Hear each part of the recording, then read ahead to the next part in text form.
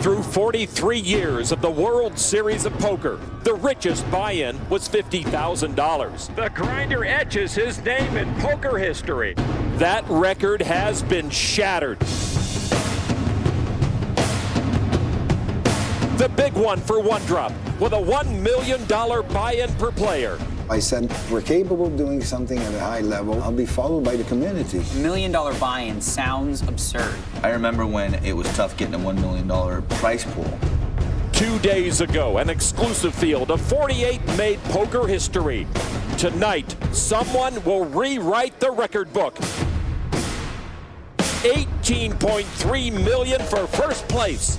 The richest prize in poker ever. Welcome to the 2012 World Series of Poker from the Rio All-Suite Hotel and Casino in Las Vegas, Nevada. Every year the World Series just gets bigger and bigger. More bracelet events, bigger prize pools, more players, and higher stakes. Today the stakes are higher than ever with the biggest tournament we've ever seen, appropriately named the Big One. Inside the Amazon room, the crowd awaits the conclusion of the richest final table in the history of the World Series of Poker. 7 players remain, and it's anyone's ball game right now. Sam Trickett is the chip leader, a very dangerous player, but right on his heels, Antonio Esfandiari right behind him. He began the final table as the chip leader, and he's right there. 12-time bracelet winner Phil Helmuth is hurting and needs to make a move, but so do all of the short stacks. As we take a look at the leaderboard, the bulk of the chips held by Sam Trickett and Antonio Esfandiari. The others with relatively short stacks, and it's just going to get more dangerous for them as the blinds continue to increase. It was called a crazy idea 1 year ago when announced, a $1 million buy-in for a poker tournament that at the time the poker world was struggling. But here tonight we see the vision of Guy Laliberte has been validated. From a sold-out field of 48 players, we now have 7 remaining who can still claim the top prize of $18.3 million. I'm joined right now by WPT champion and poker pro Olivier Bousquet and my World Series partner in crime, Norman Chad. Olivier, what are you expecting now as we move forward? Well, just like you alluded to, Lon, I think the key thing to pay attention to are the 2 overwhelming chip leaders, Antonio and Sam, both very good and aggressive players. I see them trying to continue putting pressure on their opponents, trying to consolidate and even build their chip lead. The most interesting question for me, though, is which of the 5 remaining players will put their chips at risk, give themselves a chance to double up, and ultimately put themselves in contention to try to win this tournament. Norman Chad, I know you've been enthralled with the field, enthralled with the action. You have to be impressed with our 7 remaining players. Esfandiari near the top. Helmuth still hanging on. Now, the brat has been quiet, both with the cards and his mouth, and it's been a treat to see history, but it's the buy-in I can't get over. $1 million per player, $18 million plus to the champ. That's a massive number and a massive tax problem, but it's a tax problem we'd all like to have. So let's shuffle up and deal for the biggest prize in poker history. As we take a look at the table layout, Olivier, the 2 big dogs, Esfandiari and Sam Trickett. Trickett now the chip leader with almost $42 million. You like his chances? Yeah, I think Sam is probably playing the best at the table. Antonio also playing really well and aggressive, a little bit unlucky to get kings versus Einhorn's aces earlier. But Sam, I think, really has gotten, maybe the worst cards at the table and still, like you said, managed to chip up. So I'm really impressed with his play so far. Kara Scott, the other member of our broadcast team, caught up with chip leader Sam Trickett a moment ago. I have Sam Trickett here, now the chip leader at our final table. We've lost 1 player. You actually came in second in chips. Didn't really have to play that much to move up to chip leader. So talk to us about how this has been going for you so far. Yeah, it's gone really well. I haven't really had many hands, so I'm pretty happy to have increased my chip stack. I've folded the 2 best hands I did get, so for me to have gained chips at this point, I'm pretty happy. If you could choose one person to play heads up against for this, who would it be? Phil Helmuth. Yeah, he'd be the perfect opponent heads up. It would certainly be entertaining. Thank you very much. All right, let's get it over to tournament director Jack Effel to introduce our 7 remaining players. Welcome back to the big one for one drop, the World Series of Poker's first ever $1 million buy-in event.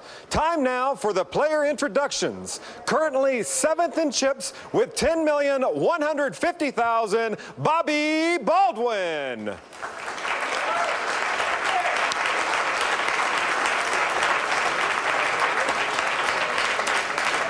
6 in chips with 11,225,000, Guy Laliberte.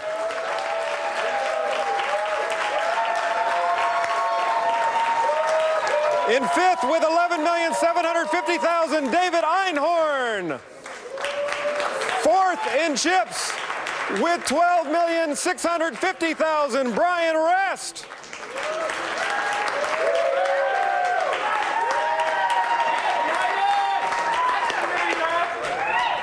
Currently 3rd in chips with 17,875,000, Phil Helmuth.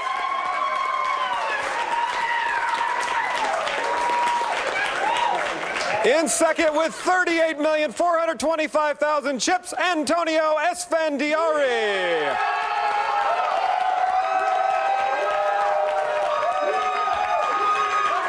And our chip leader with 41,900,000 chips, Sam Trickett.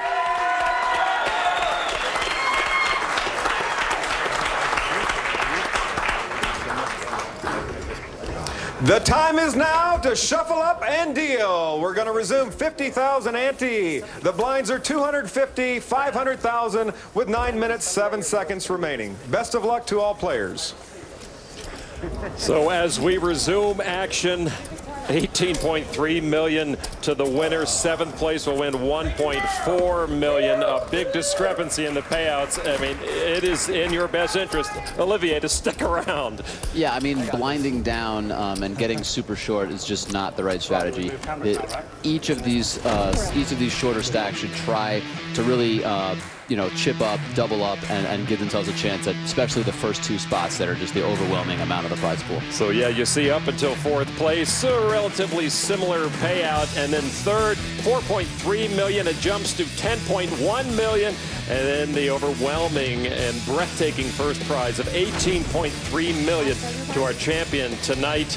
And like you said, a nice tax problem to have. You might as well have it than not, Norman. Sure, and as you said, a big difference between these next several spots and the top 2. The next several spots are real nice money, but 1st and 2nd is real serious money, 18 million and 10 million. And Olivier and Norman, I'll ask, since you made a final table this year, when you sit down, you can see that as the payouts go. I mean, it's palpable, isn't it? Yeah, I mean, the players are hyper aware of all the payout differences. Again, though, I think it's probably a little bit more relevant for the professionals than it is for the amateurs. The amateurs are here really for the competitive aspect and to try to win. So 9 minutes left in this level. Small blind, 250,000. Big blind, 500,000. And it's going to jump up. King 3, huh, Trickett? We have 4 raised a million. Sorry, Norman. 4 poker pros left, 3 businessmen. One of the businessmen is Bobby Baldwin, who's in the Poker Hall of Fame, so he could count as a poker pro. Action on Bobby right there. Bobby, the 1978 main event world champion, winner of 4 World Series of Poker bracelets. And he says, raise it up. Baldwin with just about 10 million chips to start the hand. The leader right now, Trickett, with 41 million plus. 4 more. And it was interesting there earlier, Phil Helmuth called Sam Trickett out on a bluff that he made earlier. Phil able to see the cards since we are 15 minutes delayed. They tried to bluff. And they had a nice laugh about it. Total of 5. As Olivier mentioned, due to Nevada gaming restrictions, we are in a 15-minute delay, but just a 15-minute delay. You'll be seeing the whole cams of players who are in the hand after the hand's over, and Guy announces all in. And a quick call, Baldwin with ace 10 against the jacks of Guy. Both similar short stacks. Bobby Baldwin will be at risk here for his big one life. Good luck, boys. So Bobby doesn't have to worry about. Bobby Baldwin survived an all-in earlier. You'll be good. Also against Guy, where Bobby got lucky to spike a straight on the river. We'll see if he can get lucky again. Pretty big underdog to Guy's jacks with his ace-10 offsuit. Good luck, boys. And if Guy gets unlucky here, he will have only about 1 million chips left.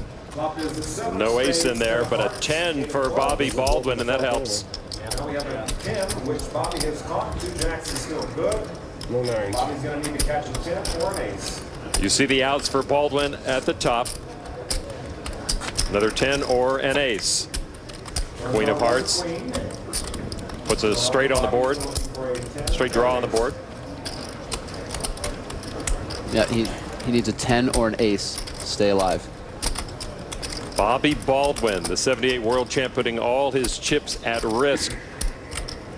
Our host Guy Laliberte trying to knock him out, and indeed he does. Bobby Baldwin knocked out in 7th place. Quite a performance for the former world champion. His skills are still in full force. He wins over $1.4 million. The 1978 main event champion, a key figure in Las Vegas history and in poker history. A great run for him. And I think they're just verifying the chip counts, but as we had it, Guy did have Bobby Baldwin covered just barely. And Bobby sees the writing on the wall, and he will walk away from this final table. A terrific performance, worked his way through a very difficult field. Guy Laliberte once again healthy with 22 million chips, just about where he started this final table. So one more man down, 6 to go. Who will win the $18.3 million first prize? This is the big one for One Drop.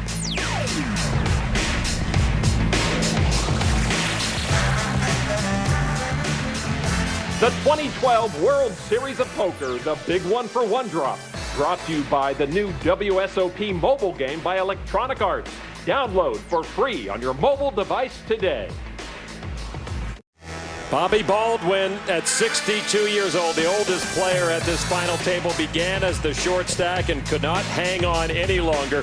Goes out in 7th place, winning $1.4 million. A very respected man in the poker world, and I'm sure we'll see him once again. Trickett leading with $41.6 million. Esfandiari close by in 2nd place. Guy Laliberte with that knockout almost doubled up to over 22 million. And right now, our most recent elimination, Bobby Baldwin is down with Kara Scott. Quite fitting to have Bobby Baldwin at such a prestigious final table. You've done so much for poker over the years and really brought poker together in Las Vegas. You're part of the Poker Hall of Fame as well. What did it mean to you to be part of this particular event? Well, of course, the event's fantastic. We have a final table with very good players. About half amateurs, half professionals. It doesn't get any better than this. Did you classify yourself as a poker professional or an amateur? Because you're clearly not an amateur. I think I'm a hybrid. Oh.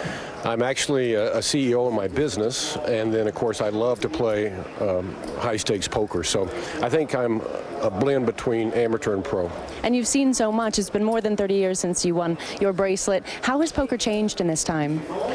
It's changed quite a bit. In fact, the players don't play the way they played 30 years ago. I think the internet and all the activity on the internet, a lot of the players today learned on the internet. So the game's completely different. In fact, it's much more exciting. Well, thank you so much, and back to the booth. Congratulations to Bobby Baldwin. Olivier, any surprise that the first 2 knockouts are the non-full-time players? No, I mean, I think that, the biggest reason for that was that they were basically shorter stacks. But also, I think one of the big differences that the edges the pros have over the amateurs is being able to play those short stacks effectively when it gets down to 20, 30 big blinds. For example, when Baldwin just called with King-9 of spades with 10 big blinds, I think a lot of pros would have preferred him to either move all in or fold there. So maybe not as much comfortability with playing with shorter stacks. And Bobby Baldwin, yeah, I mean, he played really well with the cards he was dealt, but just wasn't able to overcome that big chip deficit. And Norman, I know you have a soft spot in your heart for the old school guys. Great to see Bobby here. Oh, sure, and he's understating himself and calling himself a hybrid. He's a Poker Hall of Famer. He's got 4 bracelets, the main event champion. Doyle Brunson's calling him one of the greatest living poker players. He's not at the top of his game now, only because he doesn't play all the time, but he's more than a hybrid. He's an icon. So 6 players remaining. That man, David Einhorn, another one of our non-full-time players, a hedge fund manager out of New York, is the short stack, starting this hand with almost 11 million. Trickett open for a raise to 1 million. And that looks like a re-raise from Einhorn. And what a big double up that was for Guy. He would have been all but out of here if he got unlucky there. Instead, he doubles up, and he's midway up the charts. He's got more than 40 big blinds. So you see Einhorn's re-raise to 3.2 million. So the action back to Sam Trickett, and he throws his hand away quite literally.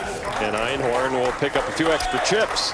And I think... oh, look at that. Aces for Einhorn. He had something to play that time. Yeah, I think that's a really good play for Einhorn to make regardless of his hand. I think that's a very good spot for him. He'll be given a lot of credit. The fact that he had aces, obviously he's going to make it with aces, but he should be making it with a lot of other hands as well. And we will be able to show you the whole cards when the hand is done of the players who were involved. Here's what's at stake. We can't underscore it anymore.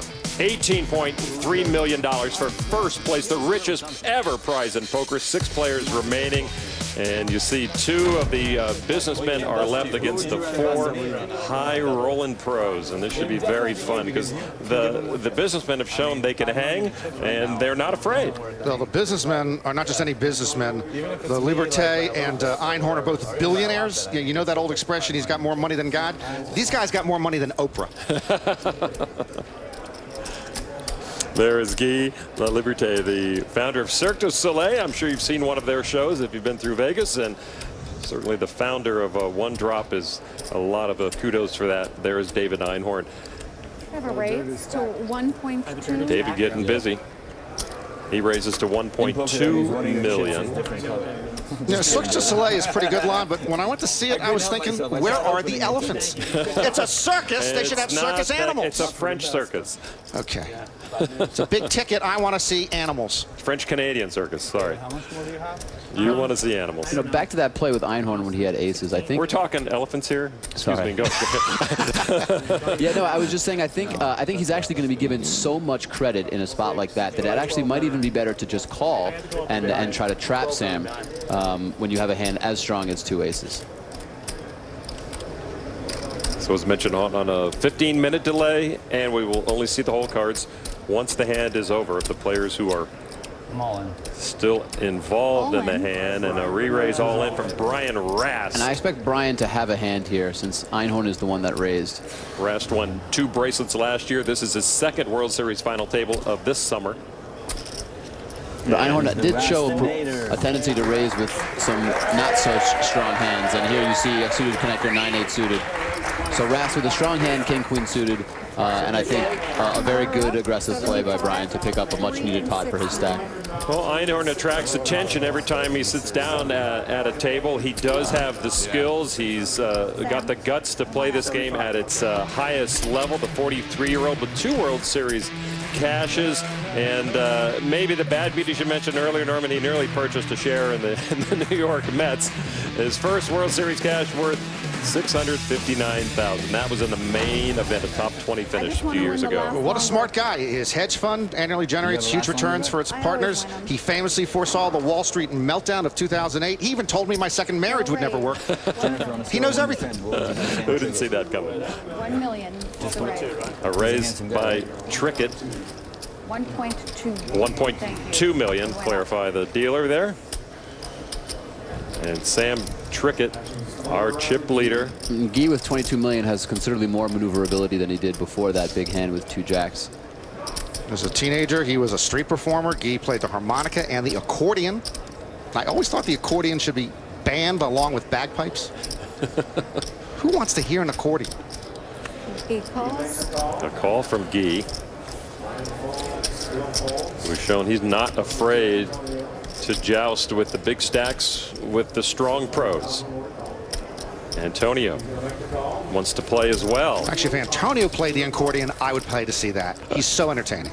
The 3 top stacks left of the 6 players remaining. We'll see this flop of Trey, King, Queen. Antonio in the big blind, first to act, he checks. Now the chip leader, Sam Trickett from Great Britain.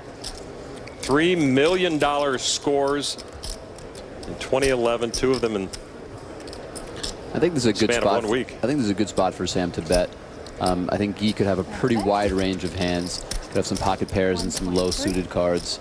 And Esfandiari, just completing from the big blind, can also have a number of different hands. Now, Guy obviously could have, you know, some big cards, maybe a straight draw or a queen or even or even a king, but I still like this bet from Sam. It's forcing his opponents to either pick something up or make a play. It's 1.3 million. Guy is not impressed with Trickett's bet. $750,000. 2,750,000. Almost a min raise here from Guy. And what is Antonio thinking? I mean, he probably thought he had a pretty good hand when he started this. Well, apparently it looks like he's either has something or is picking up on something.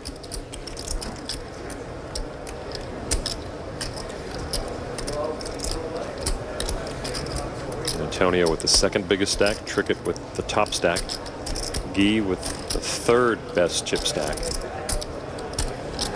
How much is it? 2.75. Now, if Antonio were to make it, let's say 5 or 6 million, it would be very tough for Guy to continue without an incredibly strong hand, but he does decide to lay it down. So back to Trickett now. He needs almost $1.5 million more.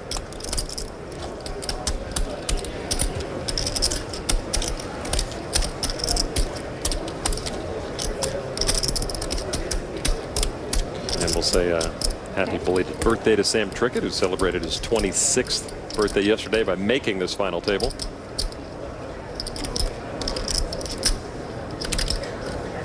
Now, this is a relatively dry board. There aren't too many draws here.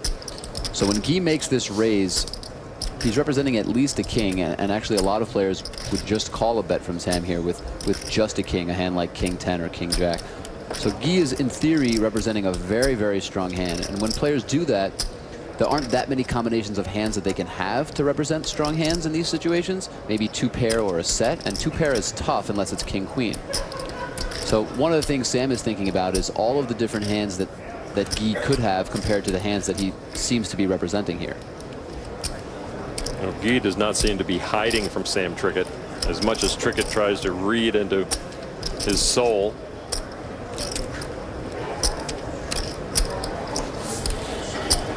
Do you ever see an elitist attitude come into play with a top pro, wondering what is this part-time player trying to do here? Absolutely. Sometimes dynamics emerge where pros will actually make, pretty bad plays just because they think they can outplay less experienced players. I don't think that Sam is that type of player, and I don't think he would do it in this type of spot.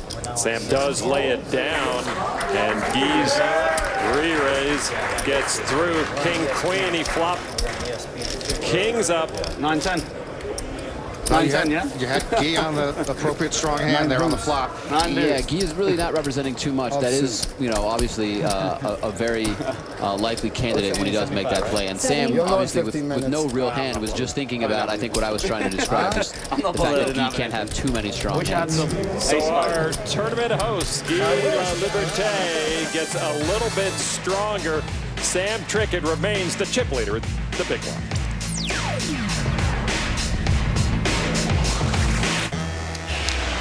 Welcome back to the big one for one drop.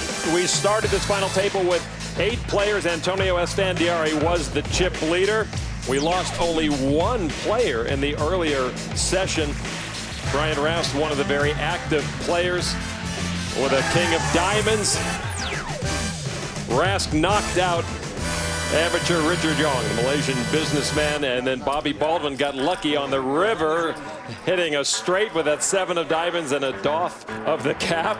Yeah, he's still got some of the old magic, but Baldwin later was knocked out in 7th place. Tuesday is poker night on ESPN. We're going to be here till we crown a champion tonight from the Rio. Lon McCarron along with Norman Chad and Olivier Bousquet. Kara Scott down on the floor getting us up close and personal. Our final 6 players vying for top spot, but the next player out earns $1.6 million. Doesn't matter. Doesn't matter. Okay. You just have to check if somebody is lying. Yeah, and then you're going to be in the desert. They all seem very comfortable right now at the final table, knowing this is a partial charity event, and they're all ahead right now, Olivia. Right, exactly. Well, a lot of the pros are used to playing in high-pressure situations, and the amateurs, to be quite honest, they don't really care as much about the money. So there's a pretty good reason for everyone to relax, even though there's so much money at stake. Well, amateur David Einhorn opened under the gun for a raise to $1.2 million, and our blinds are up now to $300,000 for the small blind, $600,000 the force bet for the big blind. The ante's up to $75,000, so that was a minimum raise of $600,000 by Einhorn, and it gets everyone to fold. They figured it out in the booth yet. Everyone's pretty relaxed, but I guarantee you one person not relaxed there is Phil Helmuth. He does not like any bracelet opportunity to go by. He's got a real good chance now, being among the final 6 for his 13th bracelet, to put more distance between him and the field. He always wants it as badly as anyone. And also, this would be his first, no limit Hold'em bracelet in at least 5 years. Well, there's a switch. Well, he hadn't won a bracelet. He won his bracelet this year on his 5th anniversary of not winning. Right, and it was his first non-Hold'em bracelet, right. So I guess it was 5 years and a couple weeks since his last one. All right, so a new feature here on our show is the button cam. We will keep an isolated camera on the player with the button, and that right now is Antonio Esfandiari. You can see how he acts and reacts as the play moves forward to him. And Antonio and Sam are probably the 2 best people, because of their chip counts and their styles, to have on the button cam. They're most likely to play those hands on the button. Folded to Phil Helmuth. So we have a raise. Is that a plug? 1.6 from Phil. So I guess you qualify as a business. A raise to $1.6 million. Antonio feels very comfortable playing pots, especially in position against Phil Helmuth. He has a lot of experience, knows a lot about Phil's game, and as a result, I think will be willing to play a slightly wider range of hands than otherwise. Well, when Antonio first burst onto the poker scene, it was on the World Poker Tour first season, and he was at a final table with Phil Helmuth, and he tormented the poker brat. And that was the old Antonio with a little more panache and a little more put into your face when he was dealing with Phil. Antonio sees the opportunity here. He sees Phil as committed 1.6 million chips. Antonio with a much bigger stack, and he says, I want to play with the big boy. Now, Phil's raise was very large pre-flop, 1.6 million. Esfandiari, when he re-raises here, is really putting Phil to a tough decision. A re-raise to over 3.3 million from Esfandiari. And Phil immediately starts talking. Do I let him get away with even one?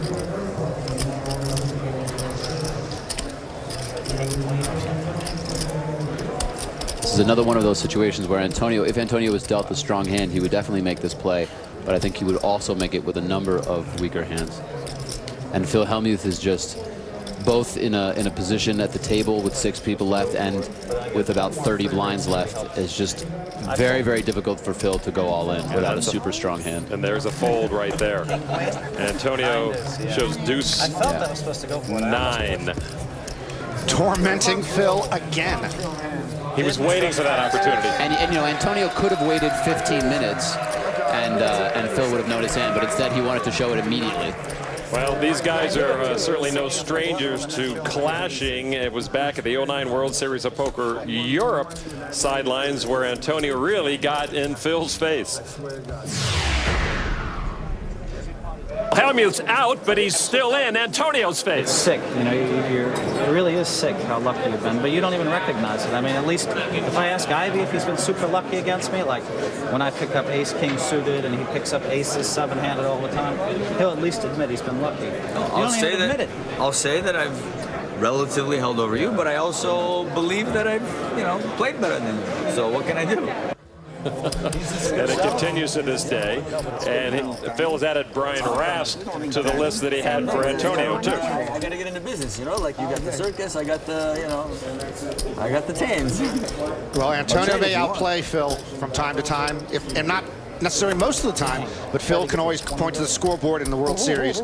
12 bracelets to 1. I give you 3.2. No, I'm at 17. You tried to give me 3. Yeah, I did. I Definitely tried to give Sam me Trickett opened for a raise to 1.2 million. And that last play by Antonio, though it may have had some personal intentions around it, it was interesting the way, when I look at a final table with Phil Ivey and Andy Frankenberger, Frankenberger played a lot of big pots, or a lot of big chips in pre-flop, thinking that Ivy may not be comfortable in that situation pre-flop and would rather play post-flop. And maybe is that similar to what happened here?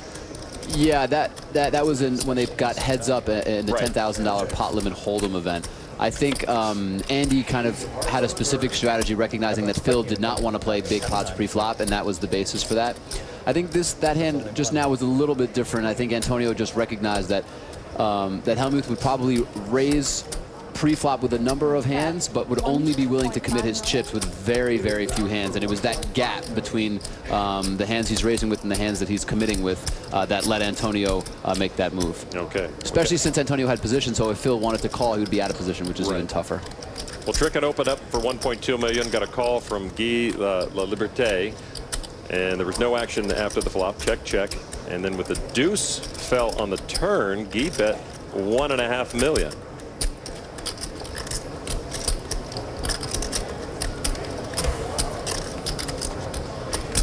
That looks like a fold. So now on the camera we would see that, but we don't see that, right? Guy with pocket tens. No, I'm trying to find out. Queen of clubs for Trickett. King, queen of clubs. Huh? King, queen of clubs. He whiffed. I didn't know if I had to show or not. And it's very interesting that Sam decided not to bet the 9-4-4 flop. It's a pretty innocuous board. You would expect him to just continue with his aggression when he raises pre-flop, but I'm not sure if he picked something up on Guy or he just had a feeling that that the bet wouldn't work. But he was absolutely right. Guy had an overpair to the board and was definitely not going anywhere if Sam had bet. So another well-played hand by Sam Trickett. Well, as long as Phil and Antonio are sitting at this table, there will be some verbal barbs back and forth. For a little more report on that, let's go down to hear what Kara Scott has to say. I got to speak to Phil Helmuth actually before the final table started, and about the dynamic and some of the rivalry between him and Antonio and him and Brian Rast. He says that Rast is top quality. Those are his words. He says that he plays so well. Obviously, he doesn't like the way he plays sometimes because it's very hard to play against Brian. As for Antonio, he says, you know, they've known each other a very long time. He thinks that Antonio has kind of grown up in poker, and maybe he didn't always, you know, compose himself the best at the tables, but now he thinks he's doing very, very well. And Phil was really, he found it very important to say that there is absolutely no rivalry. So you can make of that what you will. Once again, Phil talking about somebody else growing up at the poker table, the pot calling the kettle something. Sam Trickett open for a raise to 1.2 million, the minimum. Folded around once again to Guy Laliberte, who gives up his hand this time. Phil Helmuth has a lot of great qualities, especially in poker, but I think self-awareness is probably not so high up on the list. Now, Brian Rast looks like he has a difficult decision, and when he has been in this position before, we've seen him commit all his chips. He has 13.5 million and a little more than that right now, or when he started the hand. Brian got the best of Phil Helmuth last year at the Poker Players Championship heads up to win. And he was getting the best of him yesterday when they were at the same table and really frustrating the poker brat. 2.8. That's a raise to 2.875 million from Brian Rast. Back at you, Sam Trickett. And this is a very different situation than when David Einhorn re-raised Trickett's raise earlier. I think Brian can have a much, much wider range, and Sam knows that. And so at this point, I think David was making a play where he probably wasn't going to fold to an all-in, and Sam knew that. But Brian could easily fold to an all-in given this play. I'm not saying I think he will or not, but they both understand that he would make this play with a number of hands that would just fold. Boys? And Trickett does fold to the pressure from Rast. Rast shows a big ace. He's going to show them all of us. Ace Jack. Oh, not this. There we go. Good Jack fold. 6, thank you. Knew you had me. And I'm assuming that when Brian makes the play with Ace Jack, that he's not going to fold if Sam goes all in. I'm assuming that. I'm not sure. I was going to pretend I made a good fold. Yeah, Ace 10. So, Olivier, I'm curious on the attitude the players take into a $1 million buy-in. At some point, I would imagine they shed the thought of this is $1 million buy-in, and they just are playing poker. But it has to come back from time to time, I would imagine. Yeah, I think there were definitely kind of ebbs and flow in the tension level. I was like, well, I'm not happy about it. Probably play more hands like that. But they're going to be much more relaxed now that they're all in the money and they're all guaranteed, a pretty big payout. Even if there's a big difference between first and sixth, at least no one here is going home empty-handed. Jack 5 now? Except Norman. He lost his shirt today. Good for you. Trickett with another raise to $1.2 million. Everybody knew that. And everybody's wondering, is it Jack 6? Yeah, I mean, Sam's obviously been playing a lot of hands, Been like you would advertising. expect. Yeah. Interesting game. I think it's bad for the And guys. so here he gets re-raised again. I think it's not good for the guys that run people over. Einhorn said $3 million. Terrible for us. It's terrible. It's the worst thing ever. It's the worst news I've ever heard of anyone. So bad for you. Yeah. And Trickett not even paying attention to I thought Einhorn. he was weak, and I had to confirm. It's so beautiful for me. He folds. I would have just assumed he had something. And But we already knew that since the first couple of Einhorn hours. just under 20 big blinds when he makes this play. Yeah, I know. They showed a stat where he played only. I played 0% bad hands, and he played like 78% bad hands. They already flashed that stat. It's difference when. It's difference when. Sam Trickett has not had a lot of big hands. When someone makes a move. We've seen people come over to the top with him. We've seen him make the correct laydown again and again. He's shown a lot of good discipline and a lot of good instinct today. Yeah. But if he does get a pretty big hand, it would be tough here if you had a hand like 2 8s or maybe like ace jack suited or something like that. Those hands would be tough in this situation. So sometimes when you have weak hands, it actually makes your decisions a little bit easier. It's the times where you have medium strength to strong hands without monsters that sometimes you can have some very difficult decisions. If you won the hand, you just had to show. On the live level, and Anytime you enter a pot, it's going to cost you multiple millions, most likely. So you have to be very careful now with your decisions. And Sam even alluded to this issue earlier in his interview when he said that the 2 best hands he'd been dealt all day, he actually had folded them. And that was just because he was giving respect to the other players at the table, thinking that their hands were stronger than him. Well, now it comes down to a read for young Brit Sam Trickett against David Einhorn. David has shown some moxie. He was helped with the aces. He was able to puff himself up with the aces, but also, as you mentioned, may have sent a message to the rest of the table that he's willing to play. Well, that's the thing. It's tough. Well, this was a big re-raise from David Einhorn. Started the hand with less than 12 million chips. The raise is for 1/4 of his remaining stack. I don't know if I'll fold this with 20 blinds. Show them, boys. Maybe he folds 2 9s or ace queen or something. I had a pair too. And Trickett with 9s, and Einhorn had pocket kings. Tricks are for kids.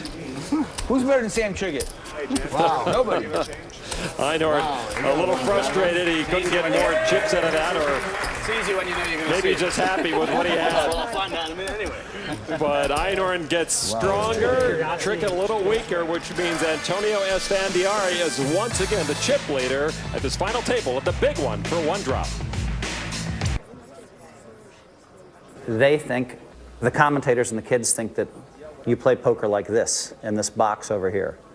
Now, I know what they do. I've studied what they do. I even tried to do what they did for a little while. I've read, I know exactly what they're doing. I feel like poker's supposed to be played like this. And so the commentators, they don't understand it. It's like I have white magic, the ability to read people.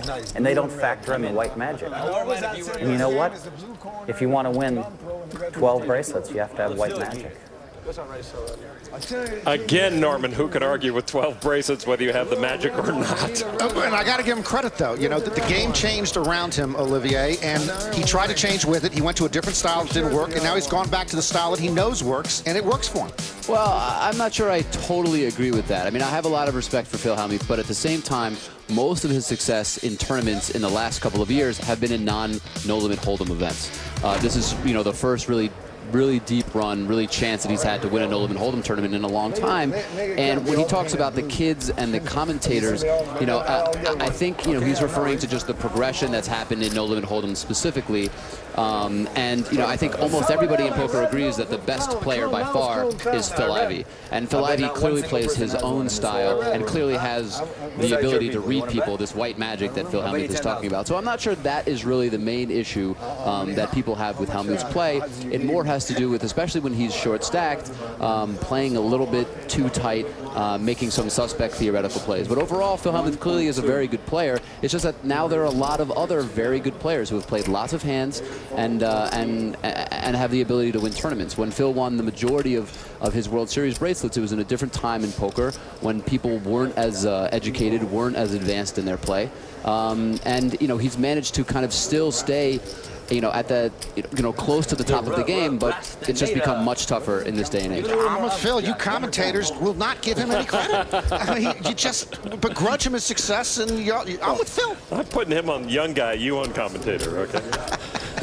All right, Trickett once again with a raise to open the action to 1.2 million. Brian Rast made the call, folded by Helmuth, now to Antonio Esfandiari, who's our chip leader once again with just about 39 million. That 40 million chip mark is tough to get by.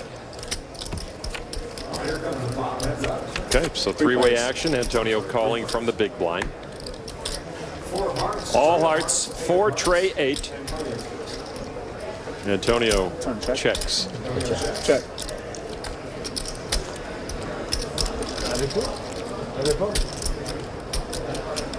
Sam Trickett just has the look of a winner at the table. I know he's a great player, but just the way he comports himself, just his body language, you know, good-looking kid. He doesn't have to worry about his hair. It just wakes up in the morning and looks that way. He can concentrate on high-level poker. I'd never want to bet against him. The blinds right now at 300 and 600,000, 75,000 chip ante. So Trickett with his raise raised it 600,000, the minimum amount you could raise.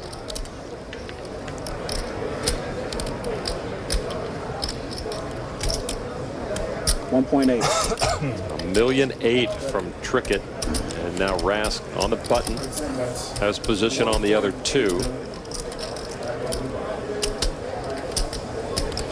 And you can see how the blinds really affect the play late in the action. Every bet incrementally larger and more effect on the shorter stacks.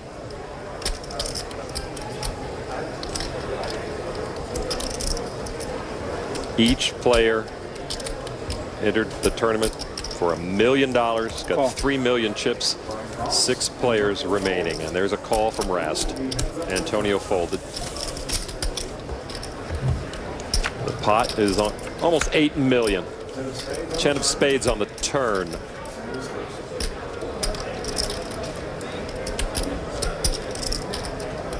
So now Trickett could not shake Rast and ask how much you have left. Rast started the hand with just over 15 million. Trickett with over 34 million. About 12 left for Rast. An 8 in the pot. I expect Sam to bet a little over 3 million here, if he is going to bet again.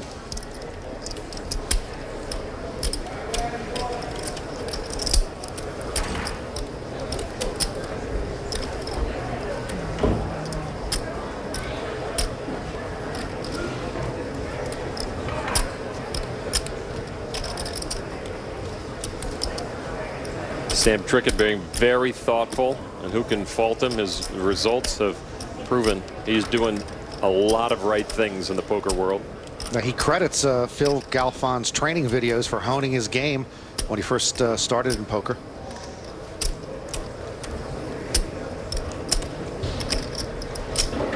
Like over 3 million, 3.8 million from Trickett.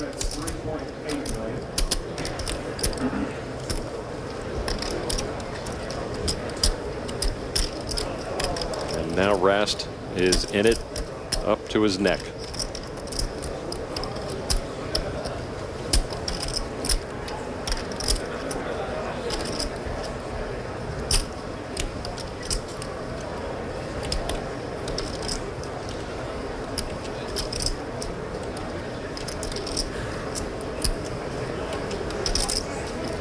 3 hearts on board.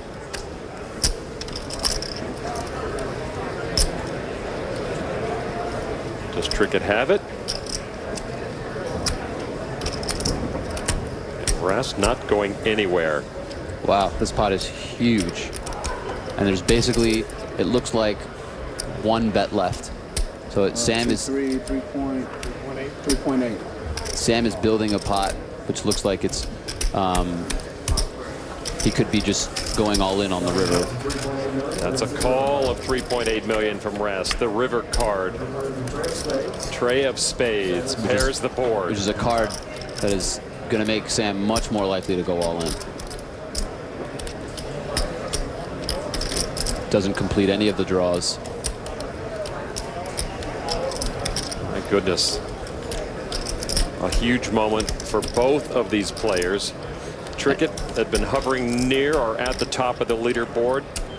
A loss here would really hurt. Rast, in essence, sounds like he's willing to risk most of his or all of his chips. I mean, it really depends. If Brian did call with a big draw, he's clearly missed. If Brian had a hand like Queen 10 of hearts and now has a 10, he's going to have a really difficult decision. I think Sam could have anywhere between, if for his good hands, maybe Jack 10 plus. But Sam could be bluffing here too, with either a missed draw or just an aggressively played hand that is trying to push Brian out of the pot. When it comes down to 2 players as good and aggressive, all in, tough to predict. All in and call. And Brian looks like he was trapping. Oh my God. And let's see the hands. Wow, quad trays against the nut flush. Hand of the night. Oh my goodness. Quads have been a running theme in this tournament. And Trickett with his quad trays gets Brian Rast with a nut flush. What a cooler for Sam Trickett. And I think Brian played his hand very well, trapping the whole way, obviously, with the nuts. Gets very unlucky for the board to pair and Sam to hit quads. I'm pretty sure Sam goes all in on almost any river card that is not a heart. Brian Rast won 2 bracelets last year. This was his 2nd final table of this World Series. A 30-year-old pro will be making money in this game a long time. He earns $1.6 million for his 6th place finish here. Everyone in the room is stunned. Thanks, Phil. Good luck. Goes in their way. They call it with a 7. Yeah, I don't think I can raise them out. It doesn't matter. Can't raise them. It can be drawn dead. So yeah. It's supposed to be drawn dead. No, if I raise at any point, he's getting it in. It doesn't matter. I just want to, in case he's bluffing or in case he's going to value bet like kings or something. You know, I figure it's best. The money goes all in anyway, so I'm pretty sure. I thought if I raised, he might fold like queens, you know, make like a hero fold. So, but not a set. No, well, a set he's never folding. I just figured No, if he he played draws it beautifully. He's just trying to trap us. I know. You're kings with the king of hearts, Sam. Yeah.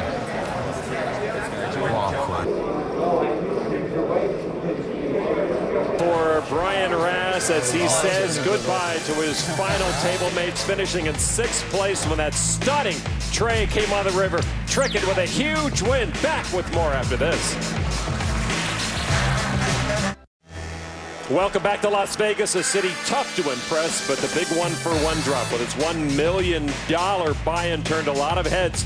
And from 48 entries, 5 now remain. Huge crowds inside here at the Rio, both playing poker and watching the big 1-for-1 drop. Sam Trickett with that huge knockout of Brian Rast vaults to 51 million chips, 85 big blinds. Antonio remains in 2nd place, Guy in 3rd.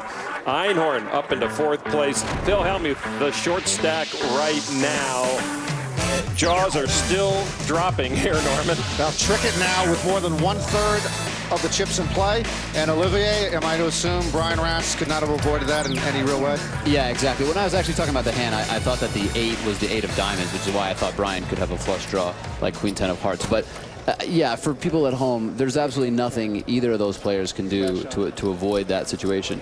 Actually, if a heart comes on the river, then Sam might just check and fold to a big bet. Brian was obviously trapping and, like you said, trying to get either Sam to bluff the river or make a value bet with a hand that would have folded if Brian had raised earlier in the hand. But that's just a really unbelievable cooler, especially given how aggressive both of these players are. There's usually just no getting away from either a set on the flop or obviously quads on the river, but Brian could never fold his hand.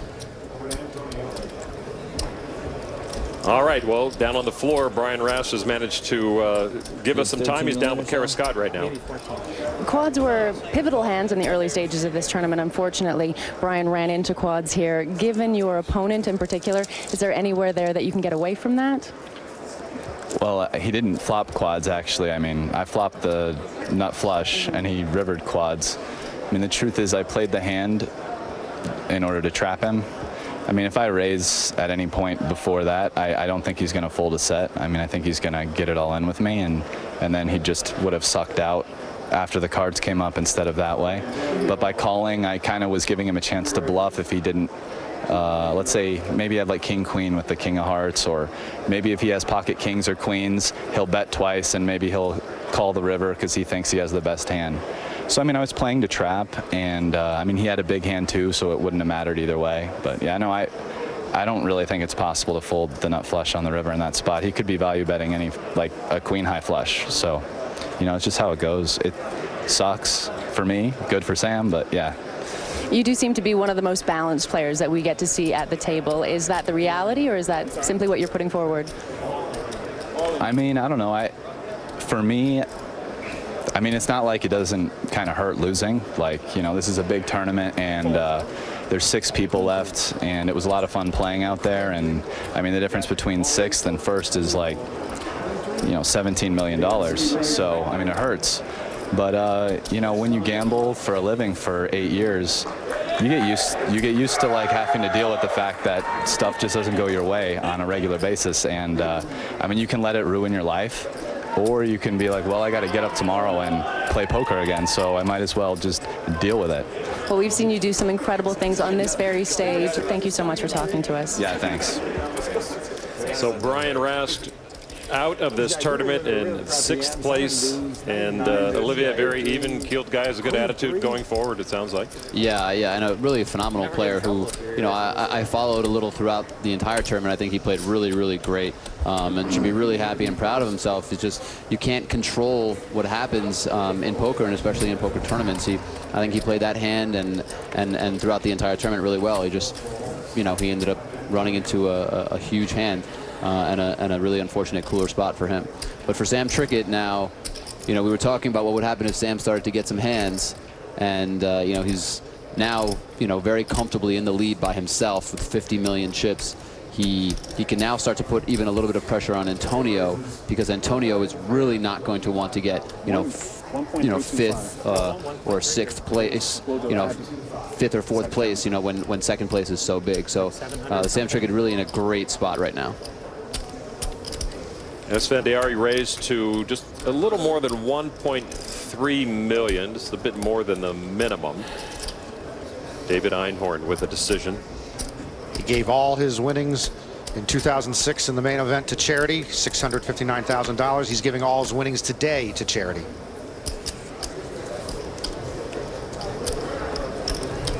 And he's not going to be pushed off his hand as he makes the call for 725 more. And he'll go heads up with Antonio.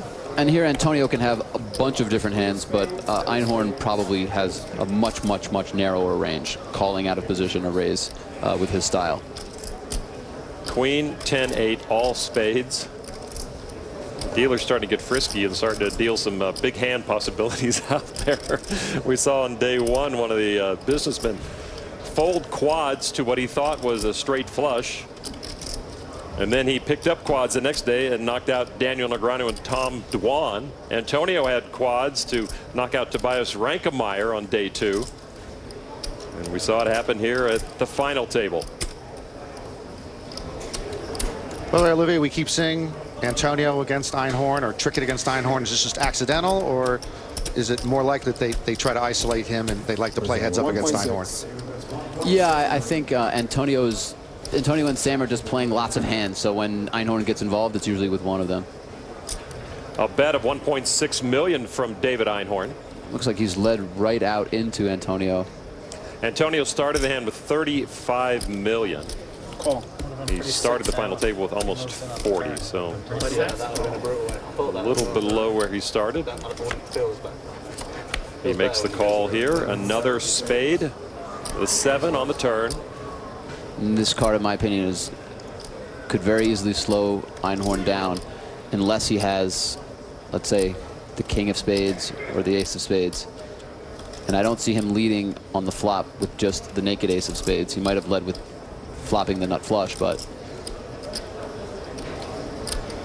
6.5 million chips in the pot. 2.5. You heard the dealer. 2.5 million into you, Antonio.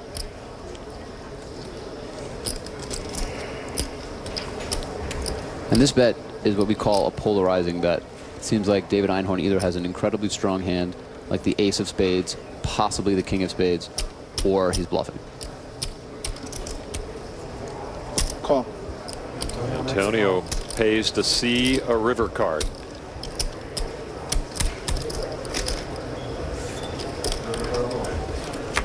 Little pucker. 5 of hearts. So nobody has quads on this hand, since the board is not paired. Straight flush still a possibility. Check. And Einhorn does check now. I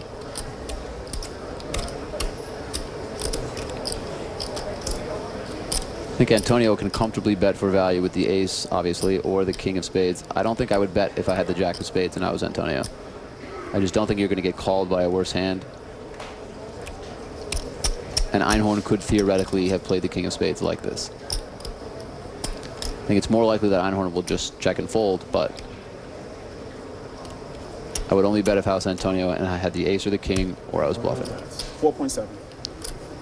4.7 million, and Einhorn gives up his hand. Face up.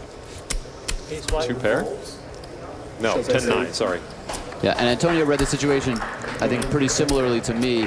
He thought that when Einhorn bet the turn that he was going to be bluffing a lot of the time and had very, very few strong hands, that the ace of spades was unlikely because he would almost only include another spade if he bet out on the flop. So Antonio made a really, really interesting float on the flop and the turn, thinking that Einhorn was likely to check and then just fold to a bet. But was that a value bet or a bluff on the end? Einhorn ended up having the better hand. No, it was clearly a bluff from Antonio. He just, you know, the pairs that they each have is basically irrelevant when there are 4 spades on the board. He just thinks that Einhorn's in an impossible situation right there. No, Einhorn is never even considering calling. Einhorn was bluffing on the turn. He just got caught. So Antonio picked up on that and just decided. I think Antonio's bet on the river is actually a little too big. He can bet much smaller. Antonio and family moved to the United States from Iran at age 9 to the San Francisco Bay Area. Took up poker after dropping out of junior college there. Won his first World Series bracelet in '04. The 33-year-old, good friends with Phil Locke. 20 World Series cashes for Antonio. A couple of WPT titles. And his father, who I talked to earlier, and very proud of Antonio, and his Bijan other son, Pasha, plays poker as well. And that hand really illustrates some of the problems that amateurs face when they play against pros. Someone like David Einhorn, who's played very, very tight throughout this entire tournament, and especially this final table, finally decides to make a move, but he doesn't pick the best spot, and the pro instantly picks up on it and exploits it. And that's the real problem. And it's a costly mistake for David Einhorn. Very He's now the costly. short stack. He's down to about 20 big blinds here in 5-handed play. Sam Trickett once again lights the fuse on another hand with a raise to 1.2 million. Guy is one of the most interesting men in the world. He was Canada's first space tourist in 2009, Lon, okay? Apparently he will go anywhere for a good poker game. He went to space. And I thought they just played golf in space. So Guy with a re-raise to 2.4 million. That is a very small re-raise. 20 something. Look at Sam's face. What? That's all? Everything you do in poker is suspicious. And Sam folded. And Guy showed ace-jack. So are they? Have they decided to just show every hand that they get involved with? I didn't hear any agreement They that keep. they had. They seem to keep doing it. Done it more often than not. All right. So we're down to 5. One of these 5 will win $18.3 million tonight. Be there to watch it. Back in Las Vegas, when you come into town, check out the Neon Museum. Contains over 150 historic signs from Las Vegas. Not open to walk-in guests, but you can make an appointment and get a tour. Signs dating back to the 1930s. Back to action. The big one for one drop at the Amazon Room at the Rio. Sam Trickett right now is the man in charge. 48.6 million chips. Antonio Esfandiari second with just over 41 million. Trickett once again opened the action for 1.2 million. Phil Helmuth made the call. They each put in $1.2 million on a flop of 5, queen 5. And now the turn came with 7 of hearts. Phil checked and Trickett bet just $1.4 million. Call. And that'll get Phil to see a river. So small turn bet from Trickett and no raise from Phil. Check. Check. King of hearts. Check. They both check.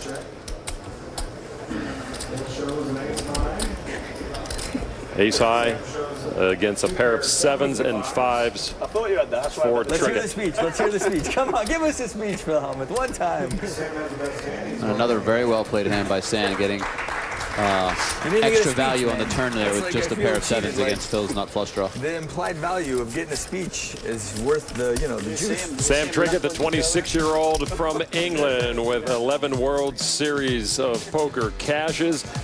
Knee injury, well, that ended his soccer career, and probably for the best if he's looking at his bank account.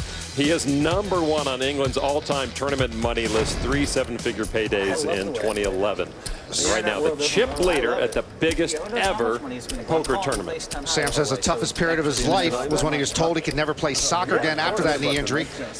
I remember the toughest period of my life is when I was told I had to play soccer. I was. You ready to get me? Of course. I was even going to bluff his plate. Here, Antonio. We're going to bluff everything. You have yours? I have mine. Okay, so as soon as we're in a pot. Uh-oh. Guy's handed out clown noses. I would have bet a spade. Well, Antonio seems to have loosened up a little bit now that he picked up some more chips, but he seemed to really tighten down a little bit over the last hour. And now over the 40 million chip barrier. Still in second, but in great shape. Action on Einhorn after Trickett folded this time. Einhorn with just under 12 million moves all in. You nearly did. 20 big blinds left for David Einhorn. And I think this is the right type of play for David to make. He doesn't really want to get involved playing flops We're going to sweat it together, right, Dave? especially Antonio and Sam, but even Phil Helmuth. So with 20 big blinds, if you can have a pretty solid range, I think it's good for him to just put his chips all in. Antonio's letting the others sweat his squeeze of the cards. Squeeze paint first. 7, ain't it? Show the hand, sir. I don't have to. No, he doesn't have to. No, he doesn't have to. So tilting. He got no call, so he doesn't have to show. Okay. You love that. You really enjoyed that, didn't you, David? Sorry. Nobody wants to play that hand with David Einhorn. What did you turn? Jack 7. Of what? I had you beat. Spade? Right now? No, they both showed too far away from the camera, so we don't even know what they I had. remember. Could make a lot of money with Jack 7. All right, so the next player out earns $1.8 million. And then we get a little bit of a jump, unlike what we've seen in the last few eliminations, $2.6 million, and then up to $4.3 million, a jump of over $5 million, almost $6 million. Second place money, $10.1. and $18.3 million to be awarded tonight. Sam Trickett in the lead position for that big money right now is the chip leader with $53 million. There were 5, 6, 7. 144 million chips in play, so nobody gets the big payday until they have all of those chips. Guy's been pretty quiet. Raised to 1.2. Guy with 28 million chips in a comfortable position right now. You see to the left of Antonio, Phil Helmuth not looking comfortable. Time is short for him. He is down to just 15 big blinds. And we've seen a couple of times on graphics where Phil not picking up premium hands. He's really struggled to claw and hang on to what he has. He started this final table with almost 11 million, down under 9 million now. 2.775. So Guy open raised to 1.2 million. Esfandiari put the pressure on him, re-raised to over 2.7 million. And probably the most shocking hand of this whole tournament, besides the quads hand with Sam, was when Antonio 3-bet Guy in a spot very similar to this. Ended up having 10-6 offsuit, and Guy called with Jack-8 of clubs and check raised all in on a 5-6-7 2-heart board. Antonio eventually folded. He made it 1 point. Now Sam has clearly seen that hand, or been told about it, and he's either recognizing a similar spot and thinking about making a play, or he might have an actual hand. Either way, I think this is probably a good play by Sam, because even if Antonio has a real hand, if it's not queens plus, it'll be very, very difficult for him to continue in this hand.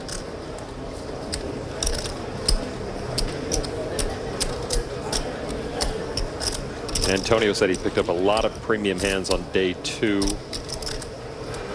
He had pocket aces, eliminated Jason Mercier when he woke up with pocket kings. That was an incredible hand. Oh. And Antonio was on the back end of that here tonight. The wrong end of that. Sam's going to put some more chips in play.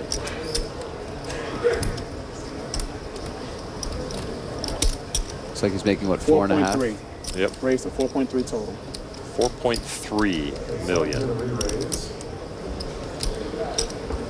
You made it 1.2. 1.2, 2.775. You have a dirty stack. Does it need more? Okay, 4.3 is fine. So back to Guy now.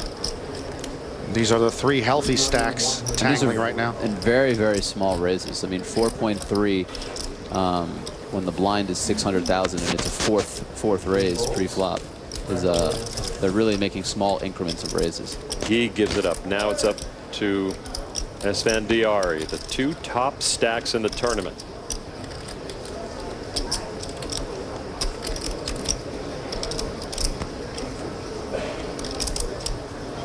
They have traded the chip lead several times. What is it to me?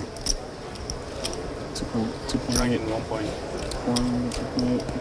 4.3, 2.7. Yeah. Perfect. Thank you. It's a little over 1.6 to call. A little under 1.6 to call. Both players recognize the skill level of their opponent.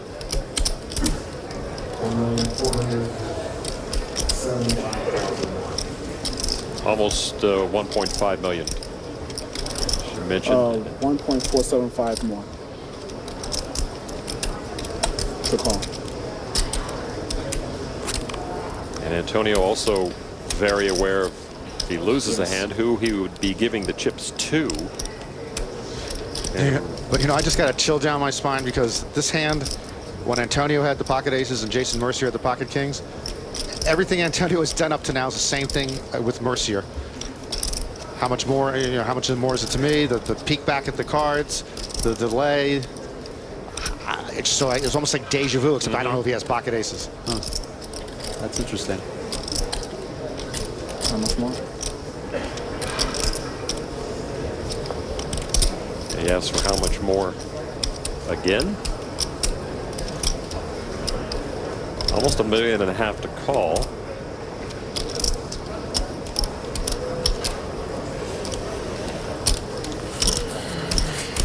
Boy. I think against Jason, he 4-bet it, and then Jason went all in with the 5-bet, and of course the immediate call. Looks like Antonio's at least going to call here, huh?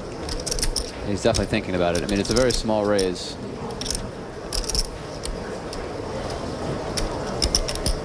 Antonio has to be thinking, well, anything I do here. I think it's a little bit more likely that Antonio will raise rather than call. just because he's out of position, and Sam Trickett will tend to have very polarized range. Sam is probably either bluffing or has an absolute monster. And these two have been studying each other this entire final table. I think technically this is actually an illegal raise. Is it not enough? Yeah, it looks like Antonio's raise was 1.57 more, which means Sam would have to raise at least 1.57. Looks like he made it a little bit less than 1.5 more, so looks like that hasn't been recognized at the table. And I don't think it will make much of a difference. And Antonio does call. Yeah. I'm a little bit surprised by that, but it was such a small raise that Antonio probably feels he can call with a number of hands. And Antonio does have a hand like 2 queens or 2 jacks. All right, so the two lead dogs like this. See a flop of deuce, king, 7, 2 hearts. Antonio could even have ace king and just decide just to call. Small blind Antonio first to act before the big blind Trickett. Be careful if you have a flush. Was that David Einhorn that said that? I wasn't quite sure. Yeah, I think that's completely inappropriate to say anything during the hand if you're not involved. Check. A check from Antonio. And now Sam. Oh, it's a diamond. Bad joke. It's high tension, high roller tournament poker with the biggest payoff in the history of the game.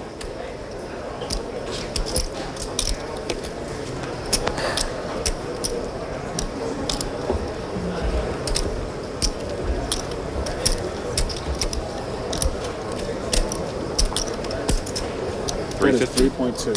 3.2 million.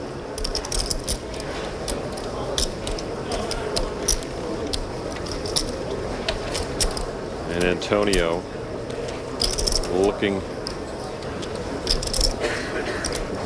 to stick around. Over 13 million in the pot now between these two chip leaders.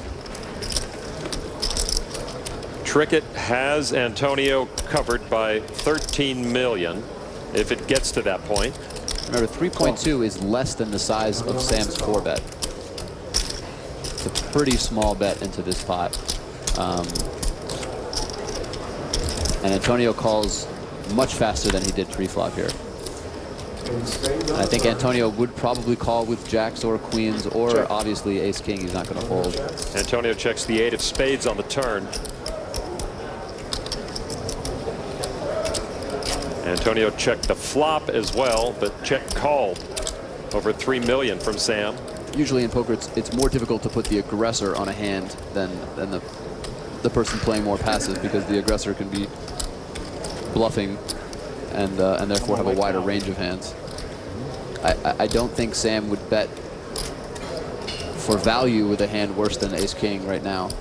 So if he bets again, it's really representing a very small range of hands.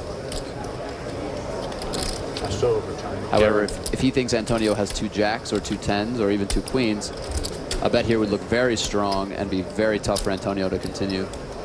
It's a really, really interesting situation between 2 deep and very tough players, obviously at an incredibly crucial moment in this huge tournament.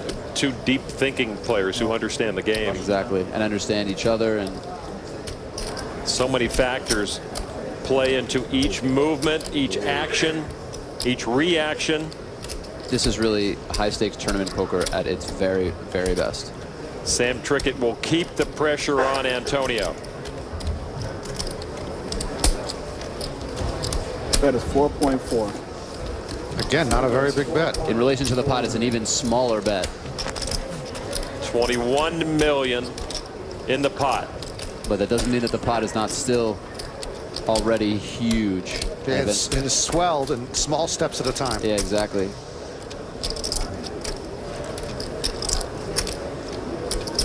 And no straights have gotten there, no flushes have gotten there on the board yet. It's amazing.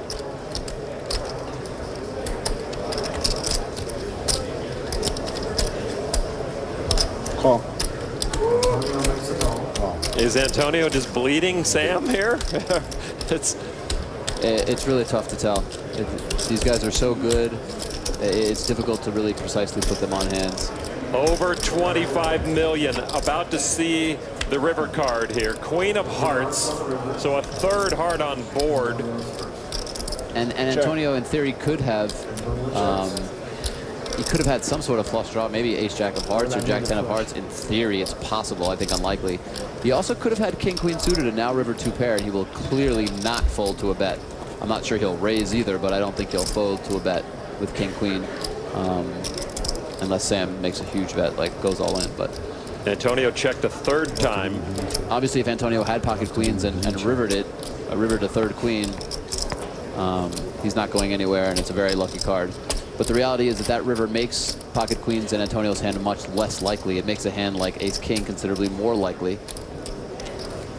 And I don't think Antonio will fold ace king unless Sam makes a huge bet. You know what I've seen time and time again is the players end up having the same hand. Right. And they chop it's it. It's definitely possible. They could definitely both have ace king here.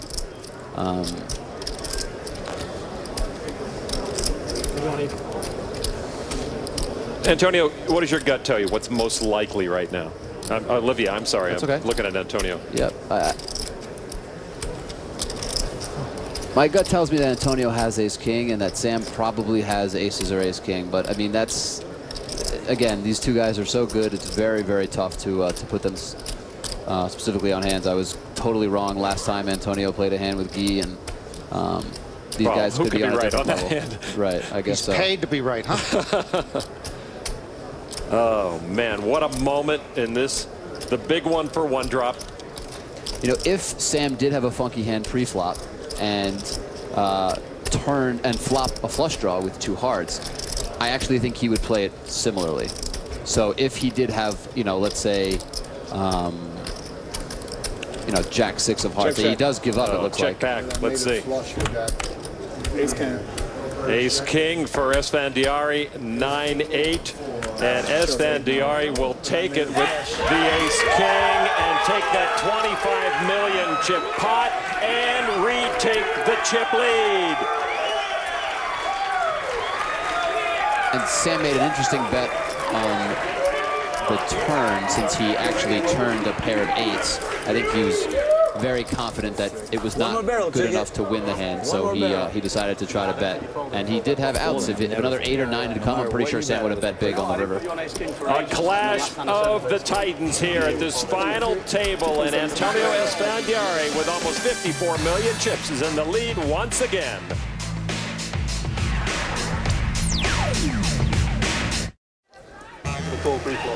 A packed house in the Amazon room inside the Rio for this big one for one drop.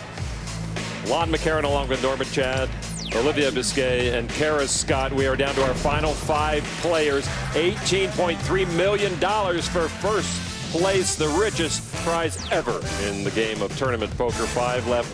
We've got the 3 pros against the 2 businessmen. And Antonio Esfandiari, after taking a huge pot off of Sam Trickett, is now our chip leader with $53.6 million.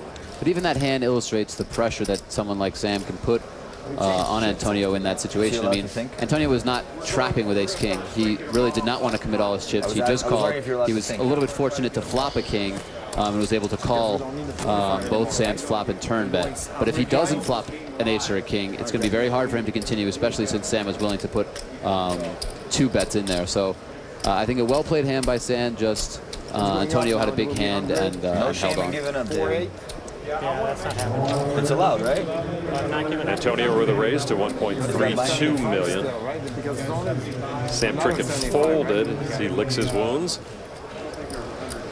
Yeah, there's 150, level 23, 150, So 500,000, a million. So we're going 100. On going 100 and 150.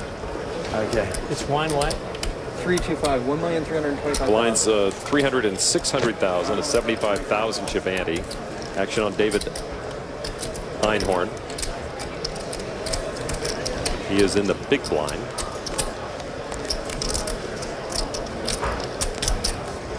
I think he's supposed to throw this one away.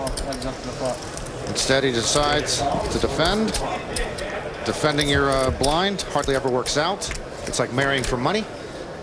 The flop, 8, 6, 10 rainbow, which means no suits are matching out there. Einhorn checks. Antonio with position on the amateur.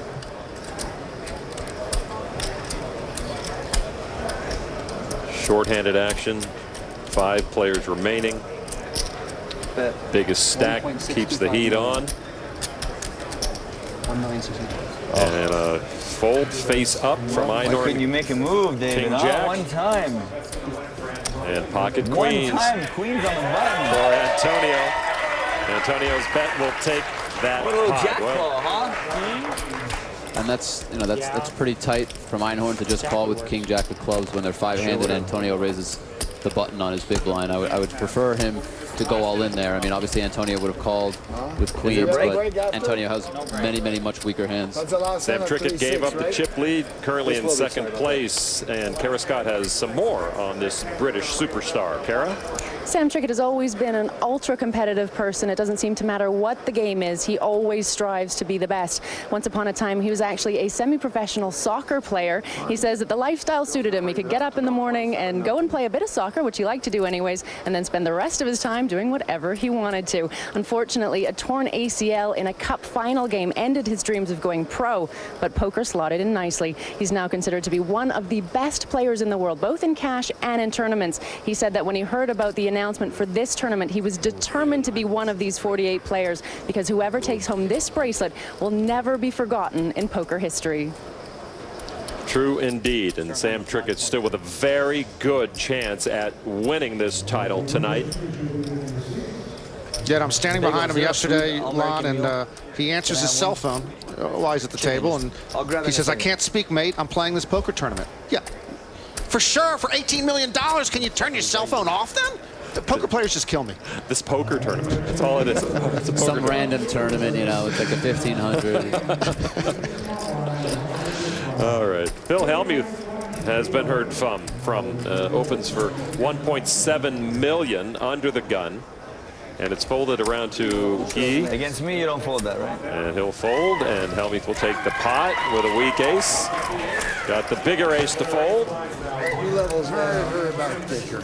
100,000 ante. And Phil needs to get busy. About 10.5 million chips. Yeah, they sweat. Ace 10, Jack? Well, I'm supposed to show. I got it. Oh, no, I don't have to show because he raised, right? So I guess they have made some sort of an agreement to show their table. 4 and 8. I have yours. I have mine. And once again, Phil not getting premium hands, the pH balance premium hands. David and Antonio picking up some big hands, as we have seen, but Phil is clawing and scratching for every chip that he gets. Yep, Phil hasn't been dealt any hands, as we see here, and it's a testament to him that he's been able to stay alive this far. If he does get some big hands, then maybe he'll have a chance to double up and be more of a factor in this tournament going forward. So you give him a little credit for being able to stay alive. I give Phil plenty of credit. The only thing I think is that he's not in the top echelon of no limit hold'em tournament players. That's the only thing that I think that maybe Phil and I disagree on. There's a lot of really young, very talented players, guys like, Elke, Jason Mercier, Eugene Kachlov, Vanessa Selps, these people who are just, even Sam Trickett here. I mean, they're just incredibly talented, good tournament players, and it's tough for people to compete, even guys with as much experience and success as Phil Helmuth. Phil coming upon his 48th birthday in a couple of weeks. He celebrated his 47th on the air with us last year during the main event. Einhorn with the raise to 1.6 million, and Phil made the call from the big blind. Ace in the door, along with a 4 and a 7.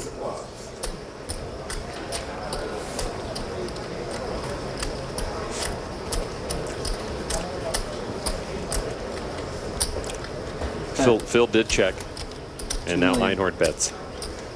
That's 2 million. And even 2 million. Show the queen jack. And Phil does fold. You gotta show it. Pair of 7s on the flop for Einhorn. Empowered him to make that bet, and he'll take the pot. Good play there. Maybe opening up his game a little bit as they get shorter-handed. 100. What do you have, Phil? 100. King 9. I mean, I can see you didn't want to raise it. And what is it? 100. Oh. Helmuth, incidentally, only shaves for $5 million buy-in events and up. Phil Helmuth sporting the new beard, and it is working. He's made a bracelet run and come up successful this year with his 12th in the Rast event. Attended University of Wisconsin-Madison for a bit, where his dad was employed. 91 World Series of Poker cashes. This being his 91st. It's a good thing he won the Rast bracelet, because Olivier says he can't play No Limit Hold'em anymore. And I've seen him play Rast. He's awful in Rast. So apparently he's awful in everything.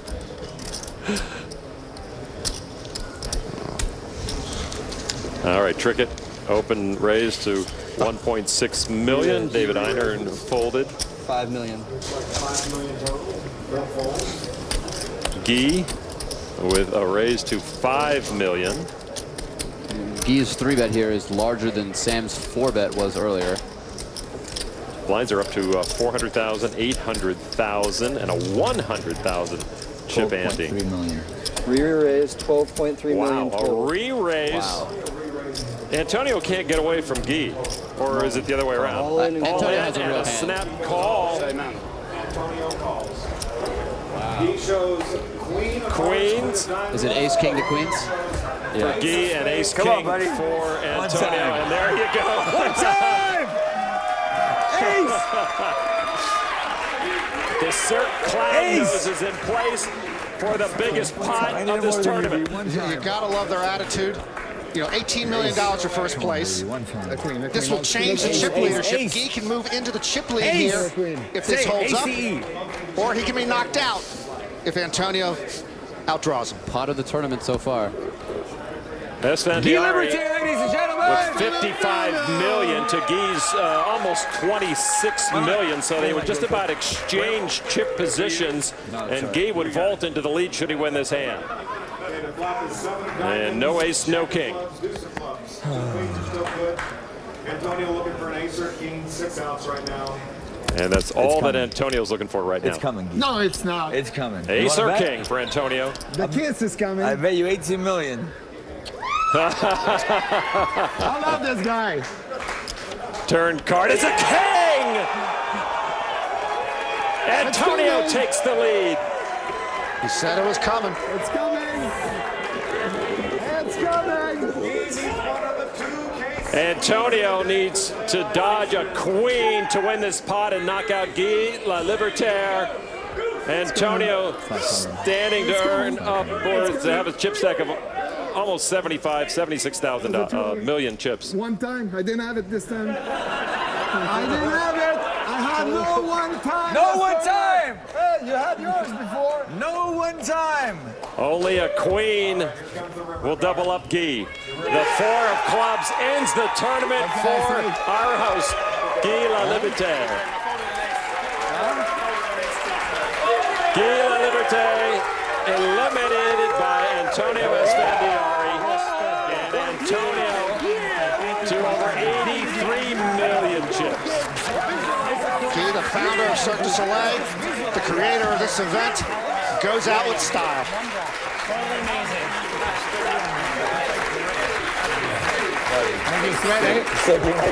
Good, man. The founder of One Drop and the host of this tournament nearly took home the top prize. Clown noses for everyone. You're the last of the Mohican. Go get them. Gotta go get him. Good job, buddy. I knew it.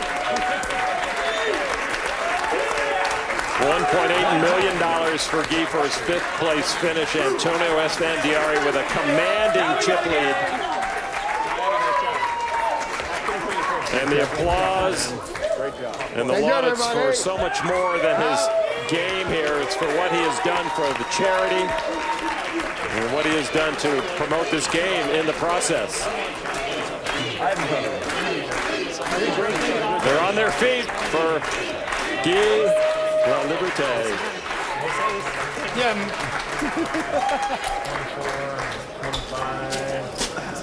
No, that's all there. 25, 6, 2, 5. So Antonio Esfandiari. Position, but I'm finally ready to play.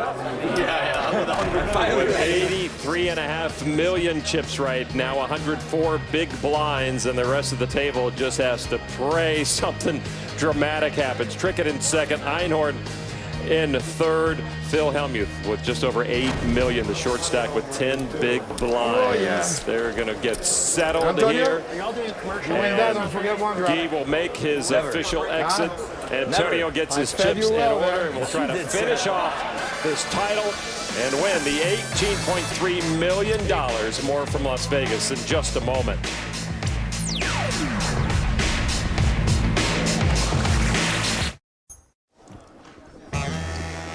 Welcome back to Las Vegas. The temperature topping over 100 degrees this week, but inside the Rio in the Amazon Poker Room, things are even hotter.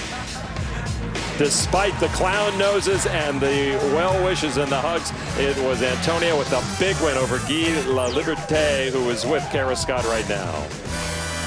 Unfortunately, we have lost Guy, the creator of this event. You must feel an immense sense of pride, though, looking around and seeing what has come together after so much work.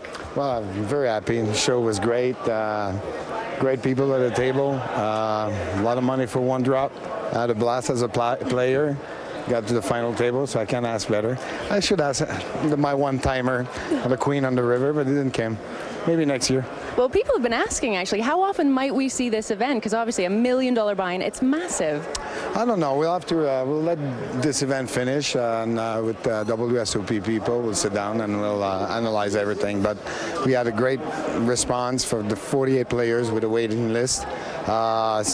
During the tournament, other player came to me and said, well, if you do it again, we'll do it again. So we'll see. But for sure, we'll come back. It's not a one-timer, but we don't know if it will come every year or every 2 years. Well, what is up next for Guy Laliberte? Now going back to Ibiza with my family and relax with some friends playing poker for another week. A little bit more poker. A little bit more poker. Well, thanks so much, and I'm sure we'll see you again. Thank you. Thank you very much. So a very solid fifth place finish for our host. And now we are down to our final four. The overwhelming chip leader right now, Antonio Esfandiari. Hi, everybody. Lon McCarron along with Norman Chad, Olivier Busquet. And you wondered if such a huge hand like that was going to happen. And Antonio, you had the feel it might have happened earlier on. Now I wonder, can Antonio be stopped? Well, Antonio, it's been a pretty smooth ride for him this final table. Never worse than second in chips. And now with ace-king on two different hands, the ace-king beat Trickett, and then the ace-king now just knocked out Guy, and he has just shot up the charts with now more than half the chips in play. Yeah, Antonio is just cruising. What I see, the most likely result is Sam and Antonio playing heads up, and the question is if Sam can get some of Einhorn or Helmuth's chips into that heads up match, he'll give himself a much better chance at evening out the chips, and then we'll see really an epic heads up battle if it gets between those two. And we can expect a move for all his chips very soon from Phil Helmuth, who's down to 8 million chips. And I'm sure the pressure will be put upon that 12-time bracelet winner. And no, I just want to qualify. I really wasn't trying to put Phil Helmuth down. When you compare him to someone like Daniel Negreanu, Daniel, I think I have a ton of respect for him because he was able to kind of look at the revolution of poker, look objectively at his own game, and then try to kind of incorporate some of the new elements of the game into his game. And I think if Phil could do that as well, he could, really even improve his game and get to that high echelon level, like Daniel has done. Well, you don't have to qualify. I should apologize because I was mischaracterizing your position just to make you look bad. So I don't mind that happened. All is normal here in the booth with Norman Chad. All right, so Einhorn and Helmuth fold.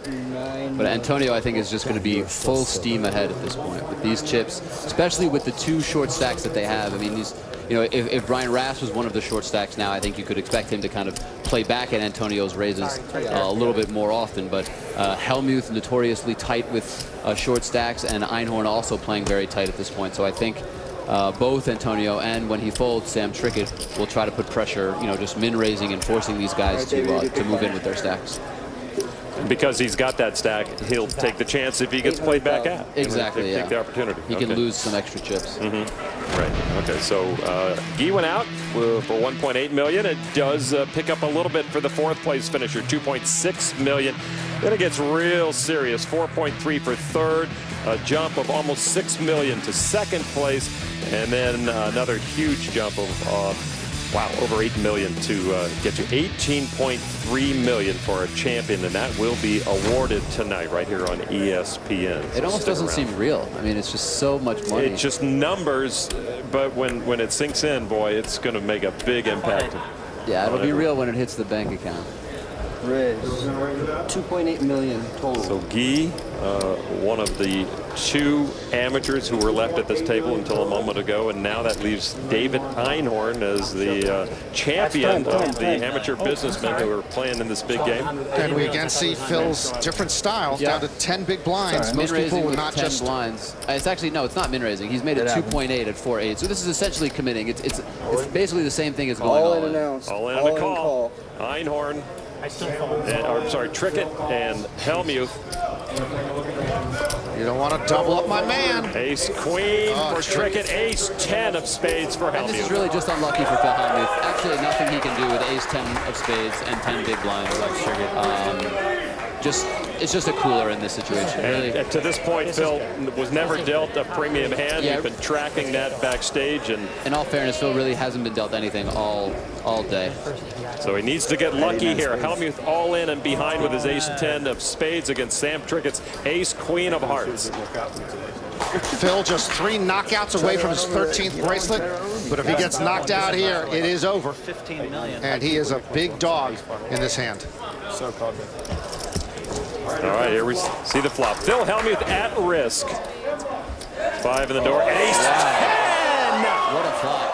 Helmuth out flops Trickett.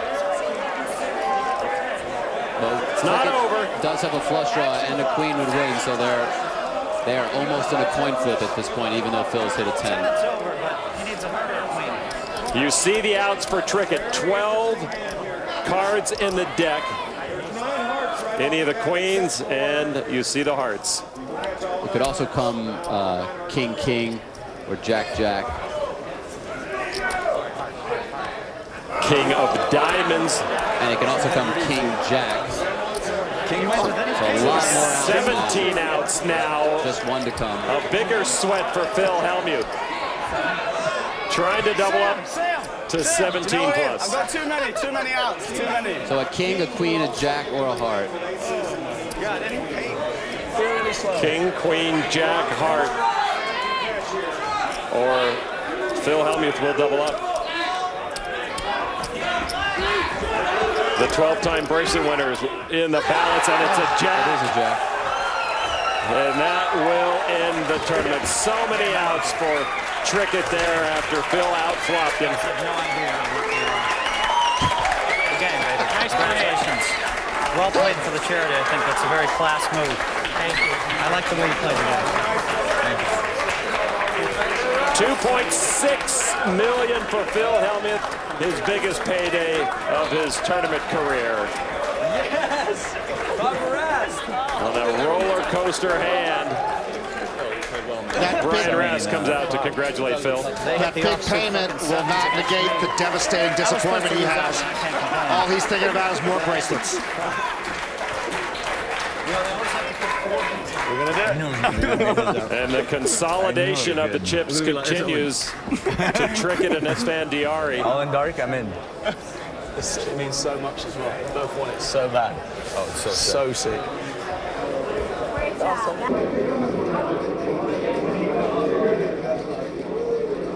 Well, I mean, From his wife. the kid was drawing like he had 4 outs against me.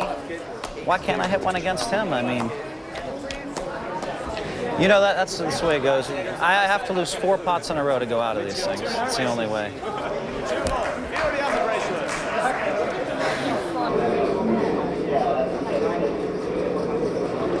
Got some bad breaks. Yeah, I mean, that's the thing sometimes at final tables.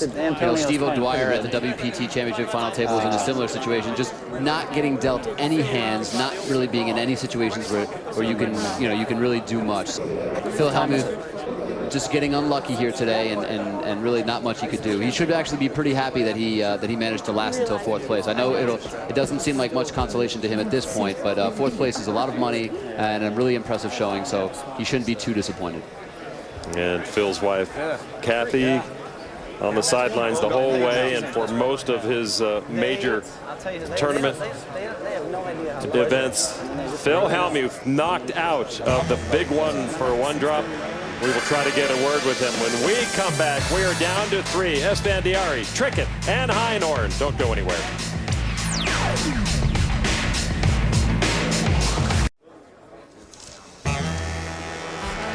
Welcome back to Las Vegas and the biggest poker tournament ever.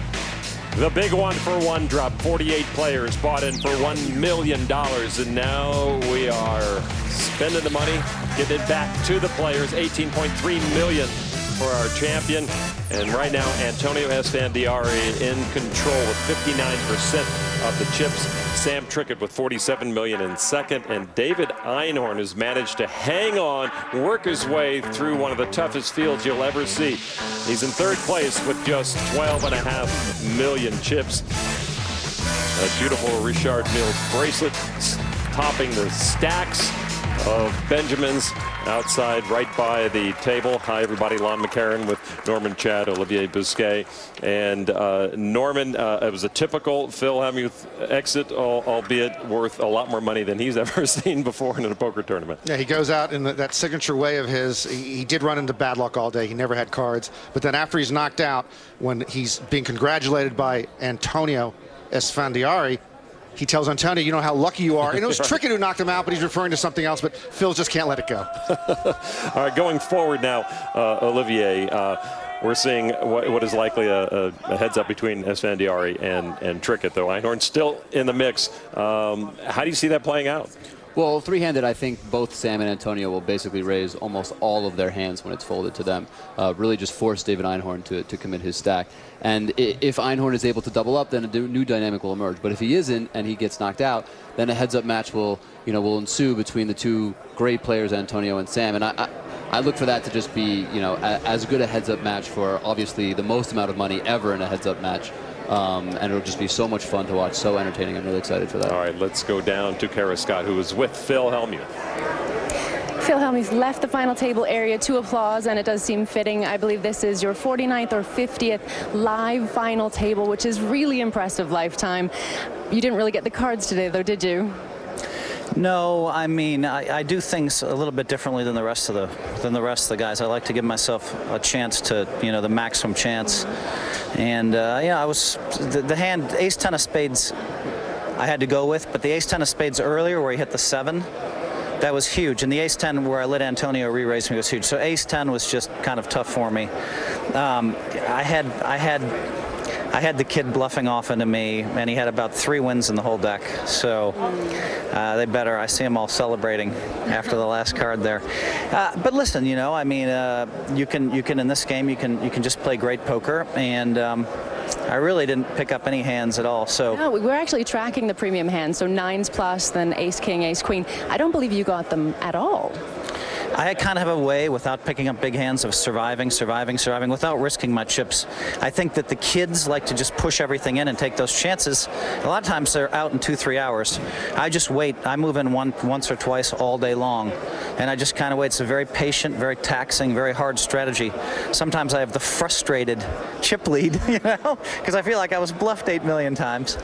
But still I'm there. So no, I'm really proud of my effort, and there's just really not much more I could have done. It does seem like that sometimes, just generally as well. I mean, you've got the record for bracelets, which you broke your own record for bracelets. Why do you think sometimes you seem to be less than appreciated by the poker community?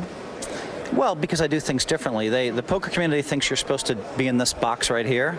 And I know that box. I've read that box. I understand that box. But for me, I like to play in this box over here. And so they don't understand it. I have this thing called white magic. It's not really white magic. It's reading ability. And my reading ability is what saves me over and over again and allows me to get in these great positions. I should be happy. It's a great event. And I mean, since I won my 12th bracelet, I've already made 2 final tables. 2 force. Yeah. And there's another tournament tonight. There's always another shot. I'm absolutely dead tired, but pot limit Omaha Better's coming up. Well, good luck, Ben, and you are a great champion. We look forward to seeing you again. Thank you. All right, 4th place for Phil Helmuth. 3 players left. David Einhorn, Sam Trickett, Antonio Esfandiari. One of those 3 will win $18.3 million tonight.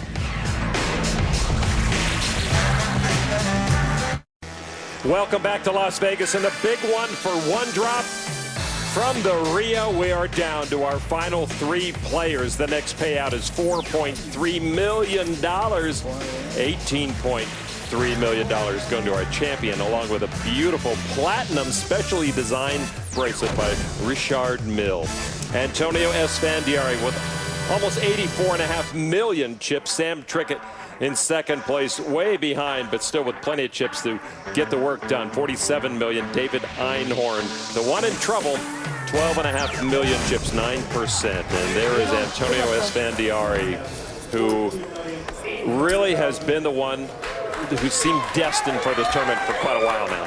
Yeah, I think ever since that aces to kings hand against Jason Mercier, he's been looking great. Trickett in 2nd place, 47 million. He could still make this happen. Einhorn, definitely the long shot, not only because he's the amateur, he's the short stack, but again, and Antonio knows anything can happen. Antonio had a huge chip lead, 3-handed in a tournament earlier, and he had a 3-1 advantage on both of his opponents, ended up in 3rd place. So I think that stung.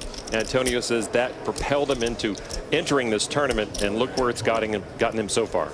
Yeah, I don't know how long or short his memory is, but that's just a couple of weeks ago where he was in position for his 2nd bracelet when they got down to 3-handed and he had a big chip lead. Today the chip lead's not as big, but he has nearly 60% of the chips as we were 3-handed.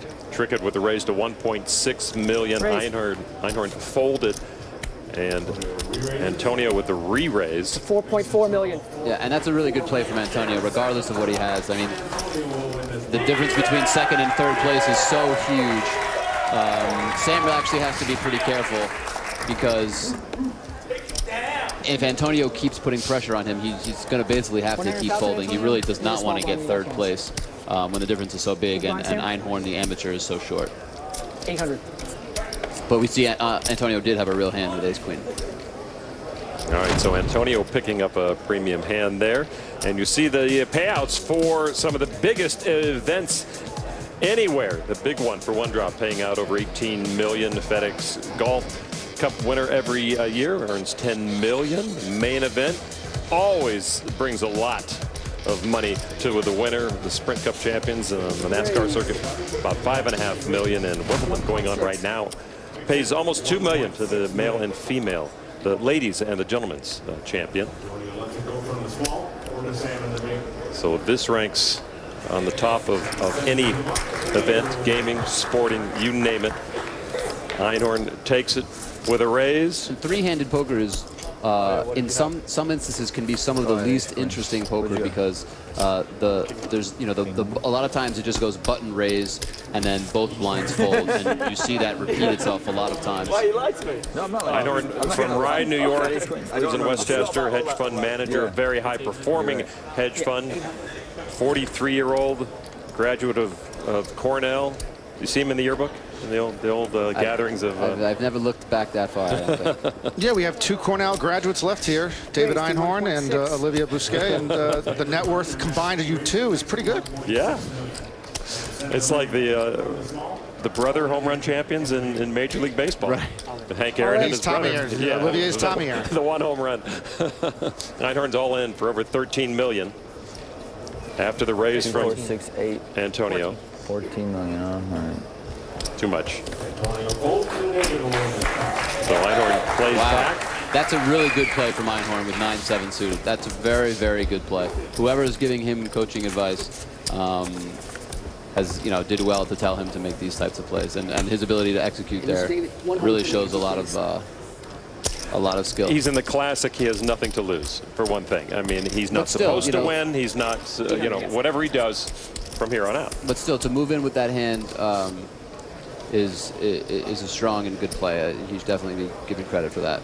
And increasing his chips, as we see, over 3.5 million from 12, which is more than 25%. So. And we talked about Antonio keeping the heat on, but I'm wondering Einhorn might be in that mode too. Yeah, you can just do it yourself. Solo sweat? Sure, take your time. Einhorn all in for now over 15.5 million, and again Antonio doesn't like what he sees. And if when we can't show you the cards, it means the players didn't show them to our camera well enough, so the mystery will continue on that hand. And just like that, Einhorn has 20 big blinds. And maybe he keeps doing that until he's... Well, 20 big blinds, you have a little bit more room. Right. Now if he doubles through Trickett, he'll have more chips than Trickett will. So now Sam has to be a little bit careful. Things can change so quickly in poker tournaments. It's pretty cool to be here. Great summer vacation. Even if Einhorn doubles through Antonio, we're on vacation. You'll be pretty close to Sam, and it'll be a very different type of poker game. Relaxing. So even though Einhorn's the short stack, he's the real wild card here for both of these two pros. Yeah, I mean, I think they should just probably give him a little bit more credit because he's clearly is understanding or has learned how to play 10 to 20 big blinds more, I think, than they would originally have expected. And Antonio was showing some caution, not calling the all-in from Einhorn with any two cards. And I'm wondering how much that experience at his previous final table will carry over here. Is he going to tighten up? Is he going to change his game that has made him successful? Antonio makes it 5 million. This is indicating that will never fold the Einhorn stack. He's committing himself to Einhorn here with his 5 million chip raise. Einhorn having 15 million behind, what's the minimum raise that Antonio could make, saying I'm committing that I'm going to? I think he could make it 4 million. I'm not sure he needs to make it 5, but it's probably somewhere in that area. Trickett gives it up. Now Einhorn. And this is the type of situation where what to do. I don't think it matters for Einhorn to. Wise decision, sir. I don't think he needs to have any fake tells or anything. Esfandiari is going to call. Yeah, Antonio with the best of it. And he didn't have a decision at all there. Obviously with 5 high. Well, we're down to 3-handed. And we have one 40-something left player, one 30-something left, and one 20-something left. David Einhorn is 43. Antonio Esfandiari, 33. And Sam Trickett, 26 years old. And we saw 62-year-old Bobby Baldwin at this final table as well. And you see the age of entrance, 15 in that young category, and between 30 and 39, 14, and then it kind of dwindles down. And the oldest entrant, 77 years old. It'd be interesting to see the breakdown of pros and amateurs by age as well. Well, again, the 20-somethings were the biggest group here, essentially almost 1/3 of the group, and only Sam Trickett remains from that group. And they were probably all professionals. All professionals and all very, very good, as you know. Yep. Einhorn folded. Antonio raised. Trickett folds. Antonio will take the blinds and antes. Trickett. And remember, we started with 28 professionals, 20 businessmen. Came to this final table with an even split of 4 and 4, and now David Einhorn up against the 2 pros. All right, well, poker will continue on ESPN until we have our champion. Right now, you can see baseball tonight on ESPN2. All the action from today's Major League games. Baseball tonight, right now on ESPN2. We're going to keep this poker thing happen until we do have somebody sitting with $18.3 million and that beautiful platinum bracelet. All in. All in from Einhorn after Antonio raised. 1.6. And you can instantly tell in the tone of Antonio's voice, he's getting tired of this. 1.6, yeah, bring that in. Einhorn has immediately proved that he's not afraid to commit his chips. He knows it's the only way he has a shot. he's already shown 9 high in a spot like this. Antonio hasn't been able to see that, but it's pretty clear that he's done it enough times. Antonio knows he has to start calling wider. And a call from Antonio to put Einhorn at risk. King 10 for Antonio. King 9 for Einhorn. Wow. And David Einhorn let out a big sigh when he saw Antonio's hand. Antonio said, enough is enough, David. We got to show down. See what happens. So, David Einhorn at risk of being knocked out. 4.3 million for it's very third unlucky place. that they're sharing the king here and that Einhorn has such a small chance of winning.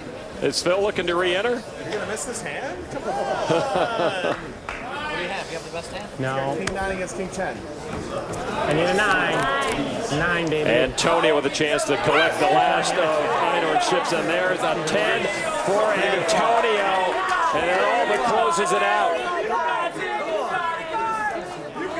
A 9 also for Einhorn. He needs to hit another 9 to win this hand and double up. Oh, that's nice. Antonio very close to going heads up with Trickett and holding a huge chip advantage. This one's not over yet. I've seen the 9 come a number of times. Really? Turn card. Yeah. Tray of hearts. Nobody holds a heart. So 1 card left, perhaps, in this big 1-for-1 drop tournament for David Einhorn. 2 in the deck, baby. There's 2 in the deck, baby. Like 2 out of 4. And Still 5%. if Antonio can dodge a 9, both he and Sam Trickett guaranteed second place of $10 million. 1 card to come, a 9 and only a 9. Keeps Einhorn alive. The Queen of Spades will be the last card that David Einhorn sees in this tournament. It's such a pleasure, man. Seriously. Okay? Such a pleasure. Thank you. Nice to meet you. Good luck. Why don't you take it good? 18th place in the 06 main event, now going out in 3rd place, winning $4.3 million. And he has pledged all his winnings to charity. David Einhorn. And that means Antonio Esfandiari has more than 102 million chips as we head for a heads-up battle. Thanks for inviting us. Thank you, Brandon. Correct. Very good. How much is this worth? A really, really great showing from David Einhorn. I mean, obviously he doesn't play nearly as much poker as these pros. To show that he can hang with them at the highest levels. Really impressive 3rd place finish. A huge payday of $4.35 million, which is obviously going to go to a great cause. So a really great story from David Einhorn. It's always frustrating. It's never fun to play a tournament, go deep, and not win it. But he should be really proud of himself. He really had a really impressive showing here. Antonio Esfandiari with a huge chip lead, more than 2-1 on Sam Trickett. Now just 2 paydays to hand out. The 2nd place money of $10.1 million. And that top prize, breaking all sorts of records, over $18.3 million to our champion of the big 1-for-1 drop here at the Rio. Antonio Esfandiari has been so zoned in on this tournament since he entered, and he has proven that he is worthy of all of those chips that he has right now. As we are finally heads up, a tournament began 3 days ago. And even though Antonio has a pretty big lead, more than twice Sam Trickett in chips, if Sam doubles once, Sam takes the lead away from Antonio. So really anything can happen heads up. And even though anything can happen at final tables and in poker tournaments, I think by far the most likely result when we came into this final table is the one that we're seeing now. Heads up between Sam Trickett and Antonio Esfandiari. 2 of the best tournament players in the world, playing for a huge difference between 1st and 2nd, $8 million. Even though they're both guaranteed a ton of money, it's still a big difference. Oh, we're going on time. Antonio looking for his 2nd bracelet. All right, then. And Sam for his 1st. All right, you see Kara's with David Einhorn right now. Go ahead, Kara. Unfortunately, you had the toughest spot, I think, at the table there, 3-handed between 2 tough pros, but you showed so well. How do you feel about your play here today? I it was just so much fun. It was such a good challenge trying to sort through those hands with these really talented, experienced players, and I had a blast. Who gave you the toughest time at the table? Well, I think Antonio. He got all my chips, and I think he really played me very nicely on the four spade hands, where he didn't even have a spade. And yeah, I think I learned a good lesson about that hand. When we spoke earlier today, you said that you wouldn't class yourself as a professional. You said you're an amateur. Yeah. In your mind, what separates an amateur from a professional in poker? Probably hundreds of hours of experience, maybe thousands of hours of experience. Any inkling that you might want to go pro? That's really fun.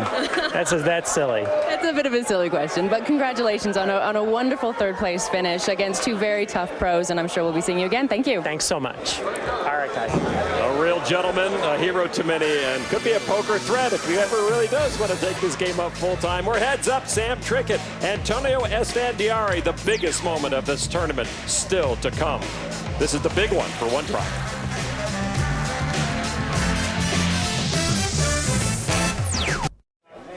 I sat in my shower today for about 20 minutes, just closed my eyes, and just imagined it was a $10 buy-in tournament.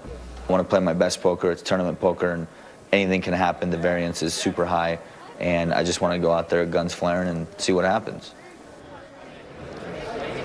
Antonio Esfandiari talking about his visualizing this victory. Every poker player thinks they're going to win, wants to win. The thing about Antonio this week, Norman, was that he made everyone he talked to believe he was going to win.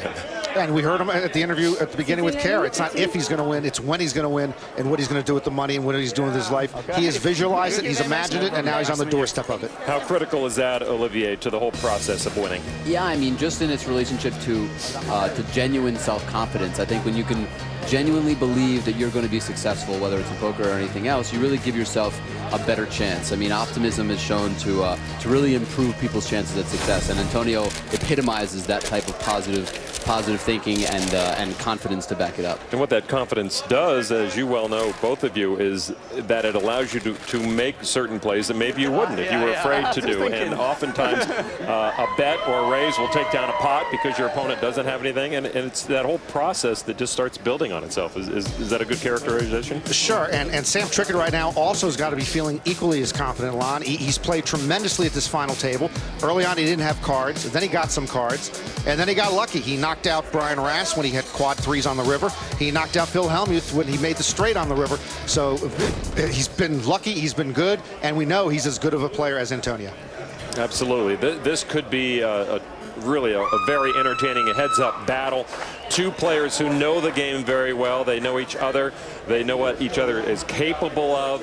And now it's just a matter of who has that little extra something to allow them to wear that platinum bracelet at the end of the night and take home $18.3 million, the biggest payout in tournament poker ever. You see the chip counts. Antonio with a 2.5 to 1 chip count. Esfandiari, 33 years old, looking for his second bracelet. Sam Trickett, 26 years old, looking for his first bracelet. Small on the button. Good luck, gentlemen. The blind's at 400,000 for the small blind, 800,000 for the big blind, 100,000 with the ante. No hiding from the blinds any longer. No, and the small blind heads up is also the button. I expect that position to raise or call at least 70 or 80% of the hands from these two guys. And now what you'll see with the graphic of chips behind it means when a player does put out a bet, the chips behind are what they have left in their stack. Trickett limped. First time tonight. Esfandiari checked his option, and they see a flop of King 7 Jack. It's interesting, I think, that Sam limped the first hand. I don't know if that's part of his heads-up strategy to just limp a lot and play pots. It's a heads-up strategy that is not too often used, but if it's used well, it can be very effective. $2 million is the bet. So many businessmen who play high-stakes poker have fallen by the wayside. Every top name in the game was here, and we're left with two very strong pros in Esfandiari and Trickett. 7 of diamonds on the river. They both put $2 million in the pot after the turn. That was a big bet from Antonio. It was even bigger than the size of the pot when he bet it.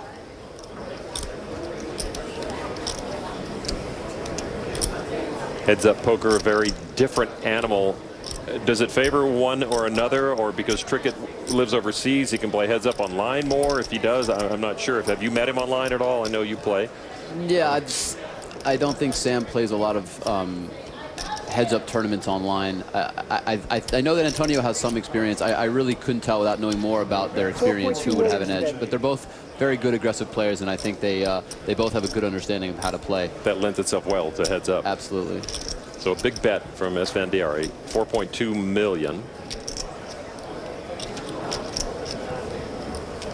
And when Sam limps in and then checks the flop and calls a bet on the turn, especially a big bet like that, I would put Sam usually on a hand, on a pair, a jack seemingly like the most likely hand, something like Jack 9 or Jack 10. And when Antonio bets so big on the turn and then another big bet on the river, he's clearly repping a hand that can beat a jack. So. And the board pairing doesn't help Sam at all. Sam in theory could have a 7 and then rivered 3 7s, but I'm not sure he would have called 2 million on the turn with just a 7.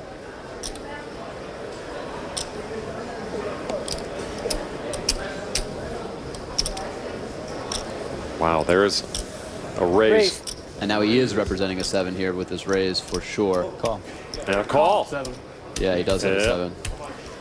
And Esfandiari is as stunned as Trickett did have a 7 in his hand. I think they're chopping the pot. I think they both have a 7. 10-7 for both players. I put them both on 10-7. What a way to open up.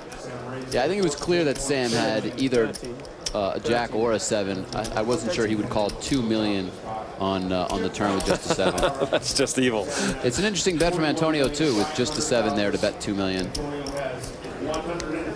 All right, so they chop up that pot. Get back to where we were. We're going to take you through to crowning a champion here on ESPN. Baseball Tonight is on ESPN2 right now. All the highlights of tonight's action on ESPN2. Baseball Tonight. So mathematically, how many consecutive hands can they chop before Trickett runs out of chips? Yes, thank you. Let me know if you have an answer for that. I think my answer would be infinite. 180, everybody. Cornell, baby. Tony, what are we doing about the hand thing? Still doing it? Yeah, there's more. If there's more than a. Oh, so the table did have an agreement to show their hand, and they're wondering. Sam's wondering, is that still in effect right now? That's quite remarkable. It is at this level. I think the main reason is because they knew that they were going to see the hands 15 minutes later. So instead of avoiding people having to call, hear from their friends or have people pay attention, they just all agreed to just show the hands. So it saves on phone plans in the long run. Oh, they're hiring those people. They can fire them right now and save all sorts of money. So I think if the pot is just won with a single pre-flop raise, then they don't show, like in this instance right now. Right. But otherwise, if there's any more action, then they will show. A raise from Esfandiari takes that pot. Each of these players guaranteed over $10 million, the biggest payout ever in World Series history. $12 million for Jamie Gould's main event win. $10 million to the next player out. It has been a very entertaining night of poker. Richard Young, the first one to go out. Bobby Baldwin rivered a straight. He stuck around, but then he ended up being knocked out in the 7th place. Brian Rast went out against Trickett's quads. That was stunning. Guy Laliberte knocked out by Antonio himself. The poker brat Phil Helmuth finished 4th for $2.6 million. And David Einhorn will be donating his $4.3 million winnings to charity. He knocked out by Antonio. So we're left with Sam Trickett, Antonio Esfandiari. Antonio with over 103 million chips, almost 41 million for Trickett. Check. And so it looks like Sam 1 million is the bet. Is implementing this limp in on the button strategy. And one thing that it will ensure is that we'll see many more flops. A bet of 1 million on the flop by Trickett will take that. Antonio with Jack Deuce, Trickett with the pair of 4s. They're playing for that $18 million first prize. Earlier this year in Macau, Sam Trickett won the single largest pot he's ever won in a cash game, $2 million in a 3-way pot. Tricky. And if Sam limps in with 7-4 offsuit, my sense is that he'll limp in with almost every hand that he gets dealt. Probably at least 1. 80 to 90% of the hands he gets dealt. And that's going to create the potential for a much longer heads-up match. The button with Antonio now. And limping in that off and on the button is more of a contrarian style to what most would do heads up. Absolutely, 100%. Yep. No, he's nothing. Gus Hansen actually has implemented this limp-in style in heads-up tournaments in the last few years and has had a lot of success with it. How much testing of the other player do you like to do early in a heads-up match to try to pick up some tendencies right away? Personally, I actually do a decent amount of testing if I don't have that much experience with the player. But I don't personally almost ever implement the limping strategy, so that's a little bit different from that point of view. Antonio will take it down. And then did Sam Trigget fold King 2 of diamonds to a raise, to a single raise? Yeah, he did. That's a very tight fold. And maybe that's a telling factor as well. Currently, these are what the lines are: 400,000, 800,000, 100,000 on the ante, and pretty soon we're going to go up to a $500,000 small blind, 1 million big blind with 150,000 for the ante. Both these guys very deep. Antonio out chipping Trigget more than 2-1 right now. And again, Trigget with the limp, and Antonio happy to see a free flop. All clubs, 10, Jack, King. Check. Check from Antonio. 1 million is the bet. Sam says, I like that flop. And a fold.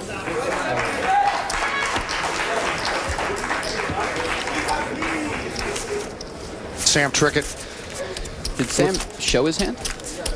They say they have, they had the agreement to, but I did not notice if he had. Yeah, I'm not sure. 100 ante, everyone. Top pair on the flop for Trigget. 100,000 ante and 400 on the small. Sorry, Norm, were you saying something? I was just talking to myself. No, I was not. Well, I have to talk to myself. No one else will listen to me. After 4 hours, he gets into this mode. Oh, boy. Look at that stack of money. That is just amazing. $18.3 million to our winner. $10.1 million to 1.8 loser. Second place. Antonio will raise the button to 1.8 million.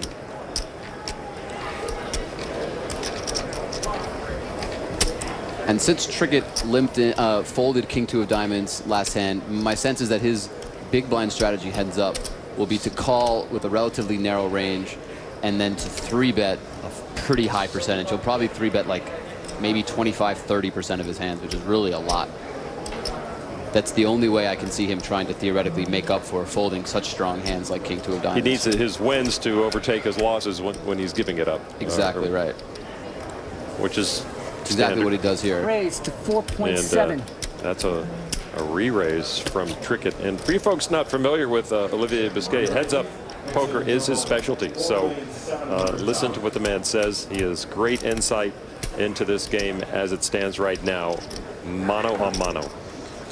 One of the issues that's going to come up from this overall strategy plan from Sam is that he's limping in on the button and thus creating smaller pots in position and 3-betting a lot from the big blind, therefore bloating pots out of position.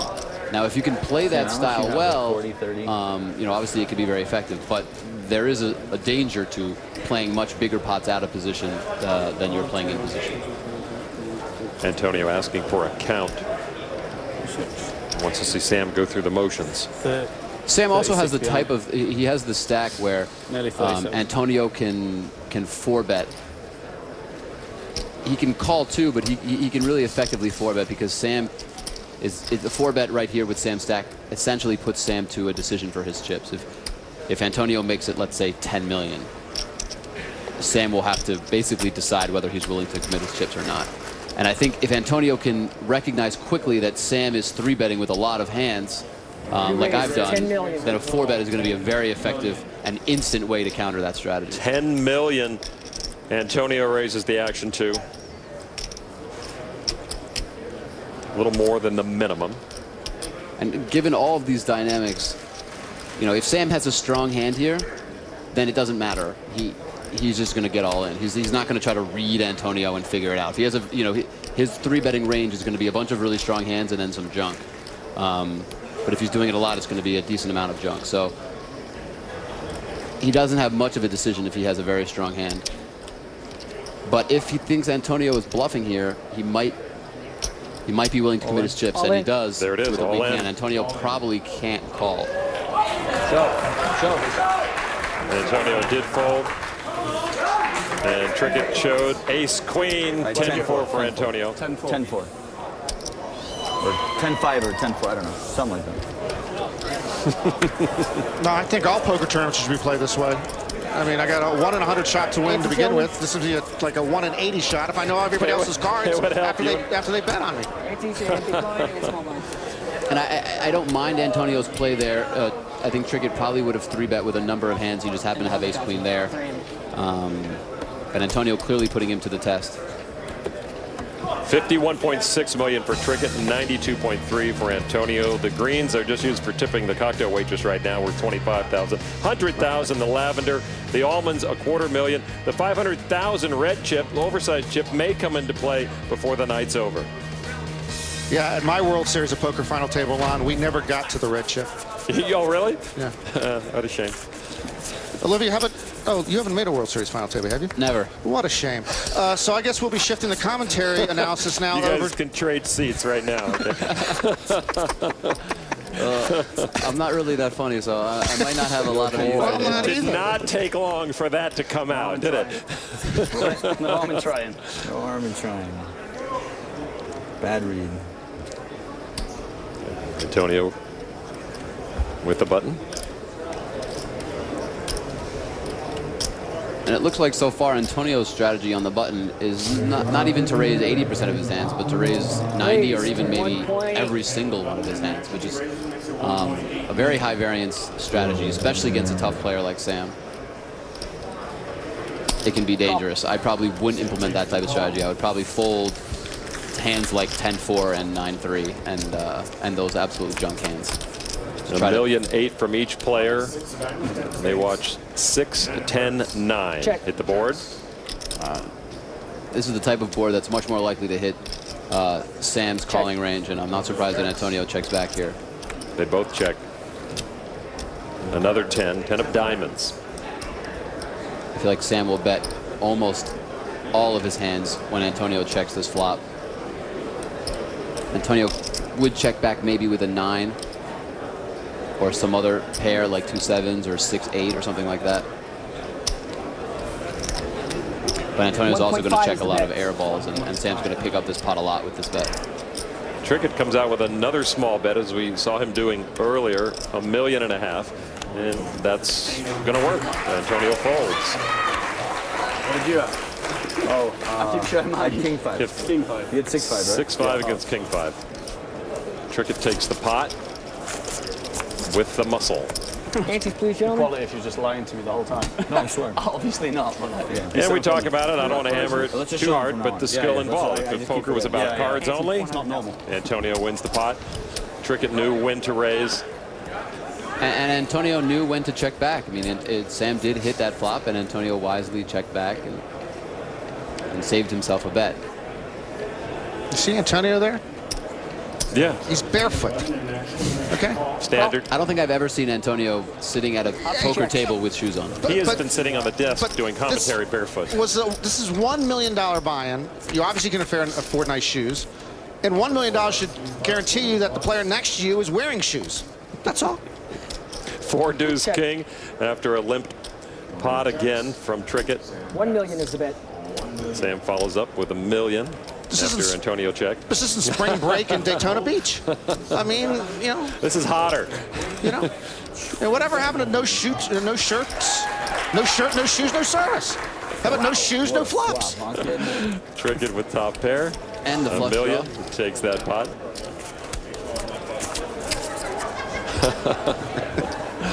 All right, so Antonio down to 90, and it looks like maybe Antonio's dad on the phone with Zappos just to put some shoes in house real quick. I think they shipped from Las Vegas.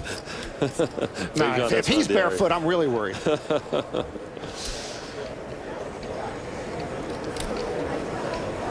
right, so Antonio needs 400,000 to call, but limping has not been his style. It has been Trickett's style here, heads up. Another 1.8 from Antonio, and this time Trickett folds. Sam folds and Antonio will win this tie. And for you folks new to poker, Antonio with a better hand, a better 7 as it were. This is pretty typical heads up. It is just a thrust and parrying game for a long time.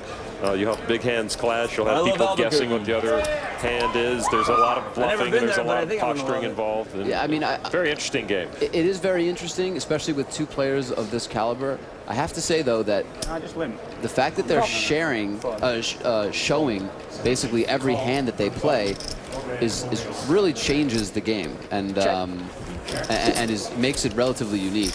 You know, a lot of times you're just completely guessing at what your opponent has in different situations, and now you're essentially never guessing. You always know. Sam was a little unsure if the button was correct. He said, "Didn't I just limp?" Check. He did not on the previous hand, but he does here. Ace 8 deuce, $1 million after Antonio checked. And it's not a coincidence that both Antonio is raising the flop, raising the button every time to the same number, 1.8, and that Sam is limping, and then when checked to, betting the same number, 1 million on every flop. They're purposefully being consistent with the sizing of their bets so that their opponents cannot pick up anything, any trends, notice any differences in the strength of their hands. You know, Trickett seems to have an in with the kings in the deck right now. I'm Lon McCarron with Norman Chad and Olivier Bousquet here in the booth. Kara Scott down on the floor providing some insight and interviews. And this fascinating $1 million buy-in tournament has captured the poker and gaming world and gaming fans, sports fans throughout the nation and the world. It was quite the international field. And now down to 1.8 is the a bet. Brit and a USA player, Trickett from Great Britain. Call. Antonio with a raise again. Trickett calls for another $1 million. Trickett chipping away. Tray 9 queen. Check. Sam checks. The yellow border around a player's name indicates it is their turn to act. Antonio acts for $2 million.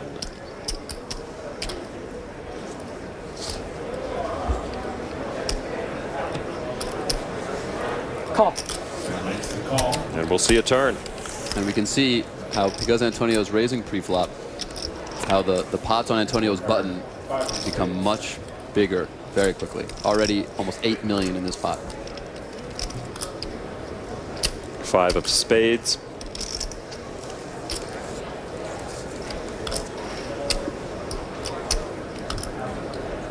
Trickett checked the flop.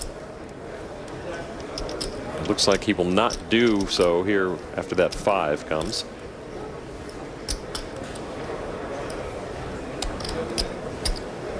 He's got stacks of the 250,000 chips and some of the lavender ones worth 100,000. 4.6 is the bet. 4.6 million from Sam Trickett. There's another unorthodox line here to check, call, and then lead, especially on a completely innocuous looking 5 of spades on this board. Half the pot. My sense is that Sam probably has either a draw or a bare queen.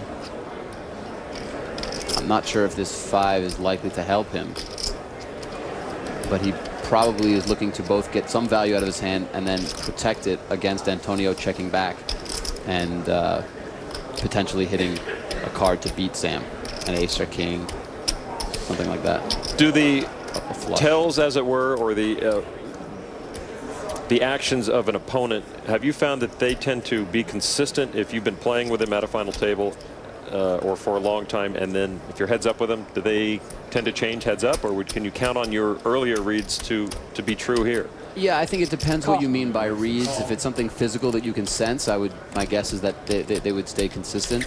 In terms of like betting patterns or overall styles, I think it really depends. Some people who have a lot more experience heads up will just feel more comfortable and maybe play a slightly different style than they do 5- or 6-handed. All right, got a big pot brewing. Both put 4.6 million in on the turn. 9 of diamonds now on the river. The pot is 17 million strong. And there were a number of interesting cards that could come on the river. I think the 9 of diamonds definitely qualifies as one of those. Then there could be a 9 theoretically in either of these players' hands. The last real big clash, heads up. They both had the same hand. It was the first hand of heads up. And they both had 3 of a kind.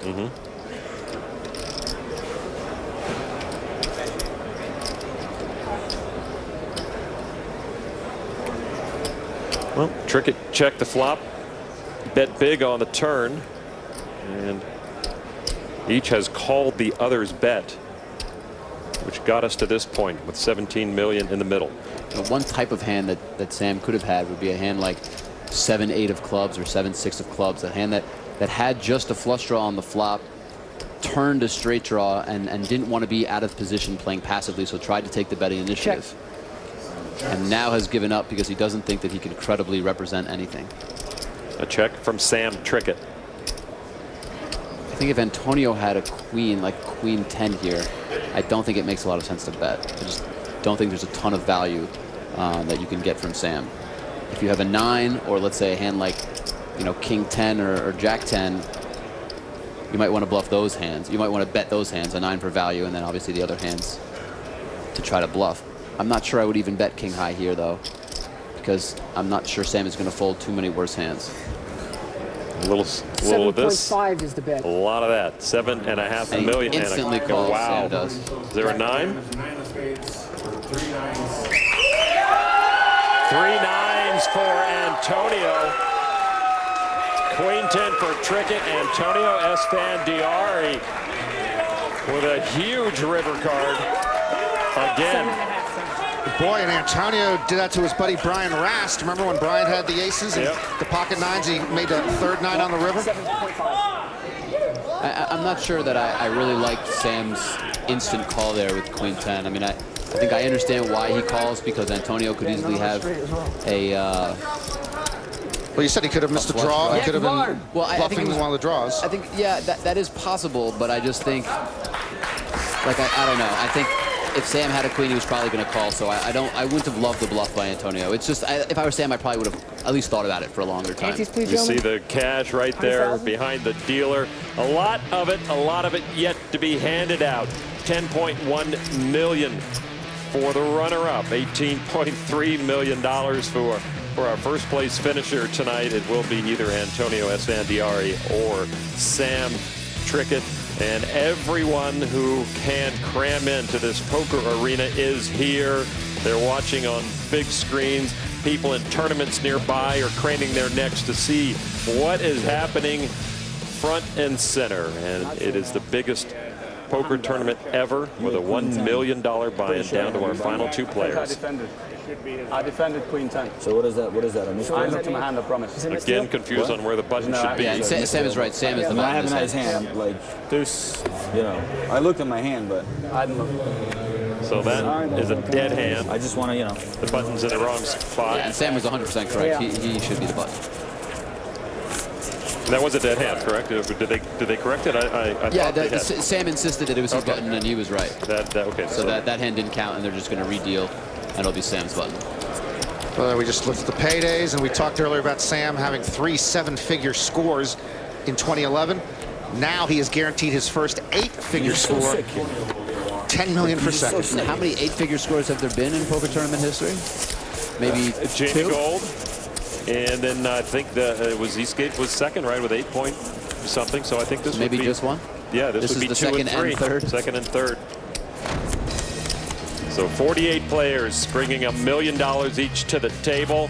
Big names right and left falling on day 1, including Eric Seidel and Michael Mizrachi, who just won a huge tournament poker players championship. Ivy, Lamb, Negreanu eliminated on day 2. And now these 2 top-level pros have fought their way to a heads-up battle. And you see Esfandiari working on a 3-to-1 chip advantage now on Sam Trickett. And with the button, 1.7 is Antonio makes it 1.7 this time.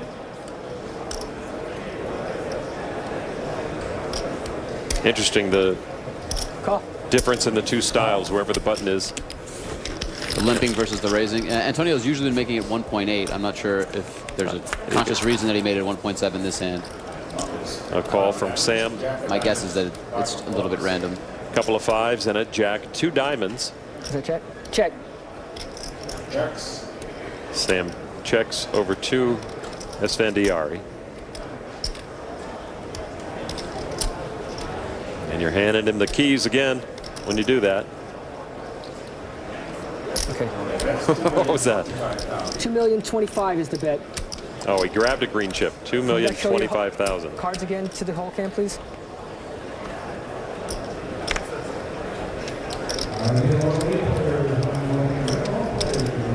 Well, Antonio loves to keep the pressure on. He's been doing it the whole tournament. It's worked beautifully for him. Why stop now?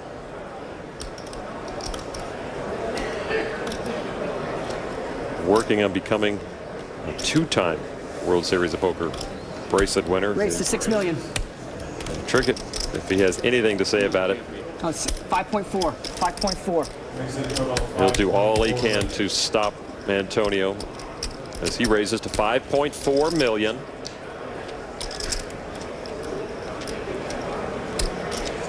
'26-year-old Brit, regarded as one of the best in the world.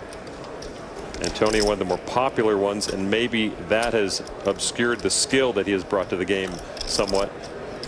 But he's certainly taken a more serious tone to poker in the last couple of years, and it's paid off. Yeah, Antonio has 2 WPT titles, 1 bracelet.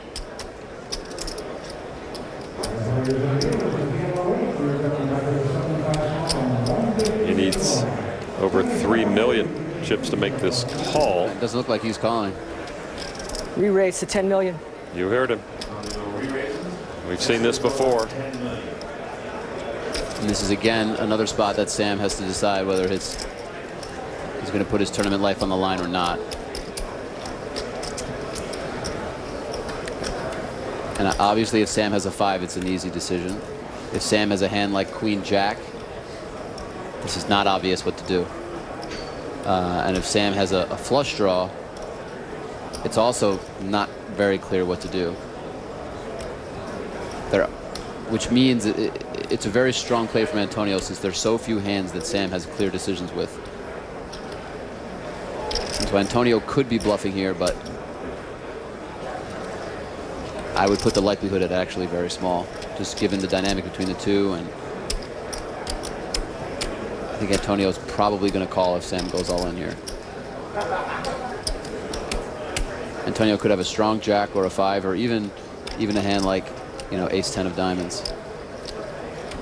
Again, for a lot of our audience new to poker, obviously calling this bet would not commit all his chips, but it's the next step that comes that is dangerous for him. It's a function of the raises on the flop and the size of the stacks that almost ensure Sam will not call this raise, and that this raise is essentially putting him to a decision. You see the graphic, how many chips each player has in their stack at this moment after they have put chips in the middle.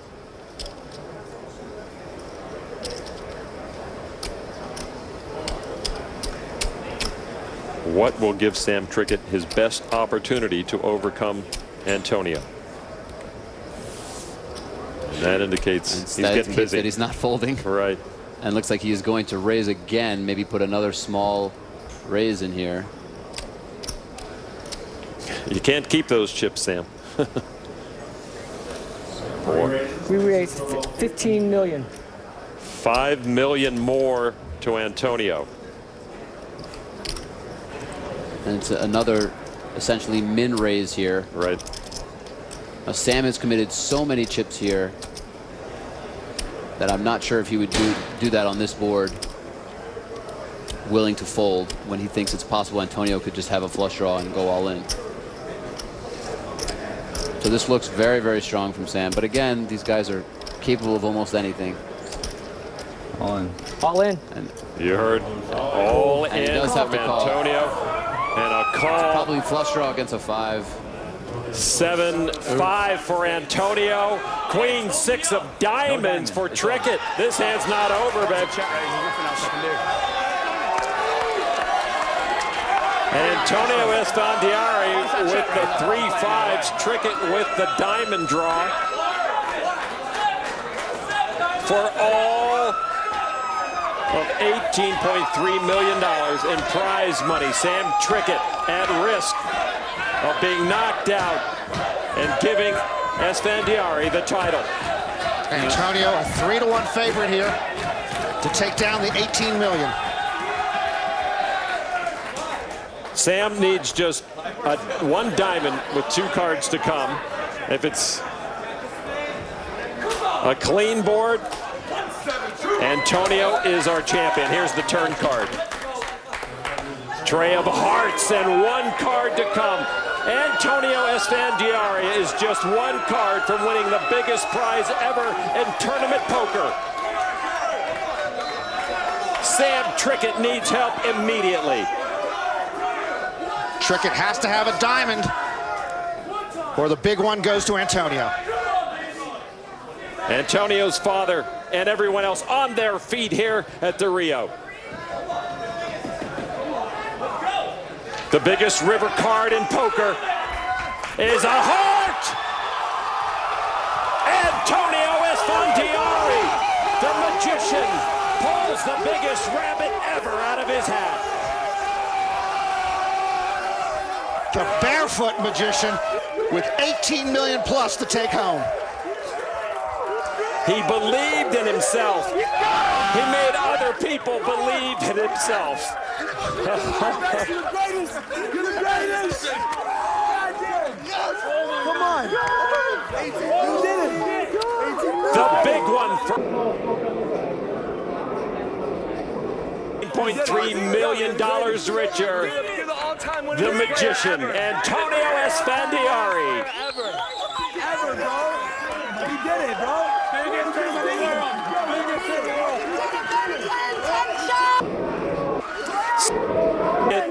Certainly feeling the pain, the sting of coming so close. That will soon be salved with over $10 million in second place money. He never had a chance heads up, Olivier, it seemed. Yeah, you know, Sam played well. I wasn't a huge fan of his limping strategy, though. I think he probably was able to play it better than most. And once he raises there with the queen high flush draw, I just think he could definitely fold once Antonio raises again. But the way Sam plays, I wasn't surprised that he went all in, gave himself a chance to win the pot, hoping Antonio was bluffing. And if he played great, his zone, you know, like we've heard, he was confident from the very beginning, and really showed why he's one of the top players in the world, earning, you know, by far the biggest tournament and first place prize ever in poker history. One can only imagine what Antonio and his supporters are feeling right now. It was unbelievable to so many people, again, when the announcement was made to hold this tournament over a year ago. But now it has all come to fruition. It is all too real for Antonio Esfandiari and his father and all his family and supporters. That was for you. Thank you. Thank you.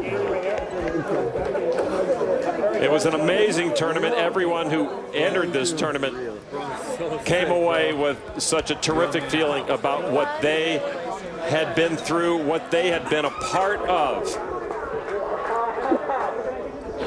The winner and the founder of One Drop share a hug, Antonio Esfandiari, the winner of the biggest prize in tournament poker, $18.3 million. Sam Trickett, with a terrific effort, will win $10.1 million. We're going to take a quick break, but come back to the Rio with the presentation of the money and the platinum bracelet, and hear from our new champion, Antonio Esfandiari.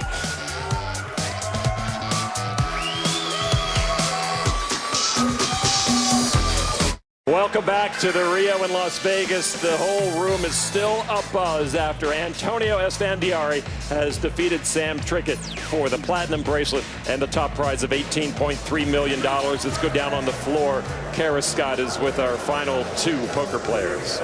It was a truly incredible heads up, and a really world-class player takes the second spot here. Sam, you came in, you looked relaxed all day, probably one of the more relaxed players here, like you weren't playing for so much money. Was that true, or just what it was for the cameras? No, I always feel like really confident when I play. And like I just try and stay calm and make good decisions, and don't let the other things come into like your head and affect your decisions. So like if you start thinking about the money and laddering and all the pressure that's on you, could like force you to make mistakes. So I just try and stay calm, and as it happens, I didn't stay calm on the last hand. It's unfortunate to end that way for you. A really well-fought battle. I'd like to introduce now the World Series of Poker Tournament Director, Jack Effel, for the bracelet presentation. First off, I'd like to say congratulations to Sam Trickett on his second place finish, and he's $10.1 million richer. Next, I would like to say congratulations to Antonio Esfandiari, who is $18.3 million richer. And now to present the first ever platinum bracelet at the World Series of Poker, the CEO of Caesars Interactive Entertainment and the president of the World Series of Poker, Mitch Garber. Thank you, Antonio. On behalf of the employees of Caesars Entertainment and the World Series of Poker, you were pure magic. Congratulations on winning the greatest individual prize in the history of sports. And to present you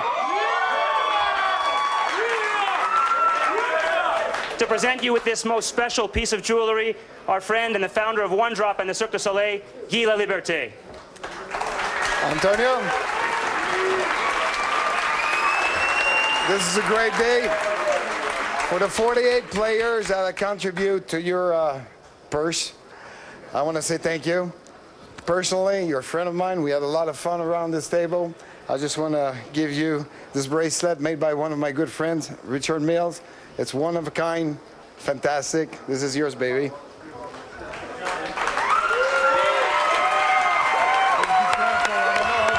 it. We'll figure it out.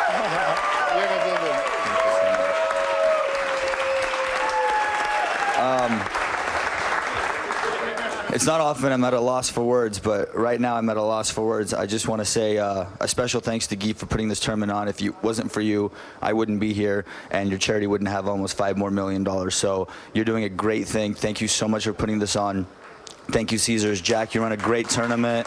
ESPN, thank you, every single person. And Sam Trickett, an amazing, amazing player. I also want to thank all my fans and...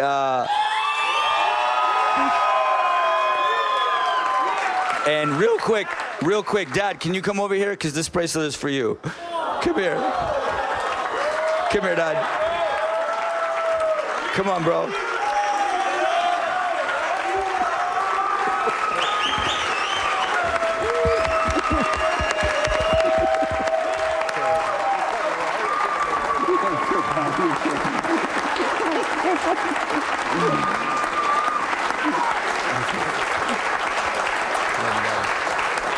Antonio, you said this morning you were going to win this. There was no maybe, no if, and, or but. You've been telling people this for ages.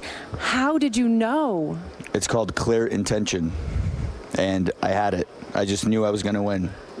You just have to put it out there and believe it, and sometimes it comes true. It definitely came true this time. You have the bracelet to prove it, plus a massive purse and one of the most prestigious titles in poker. Congratulations. We're so proud. Thank you. Thank you. Back to you.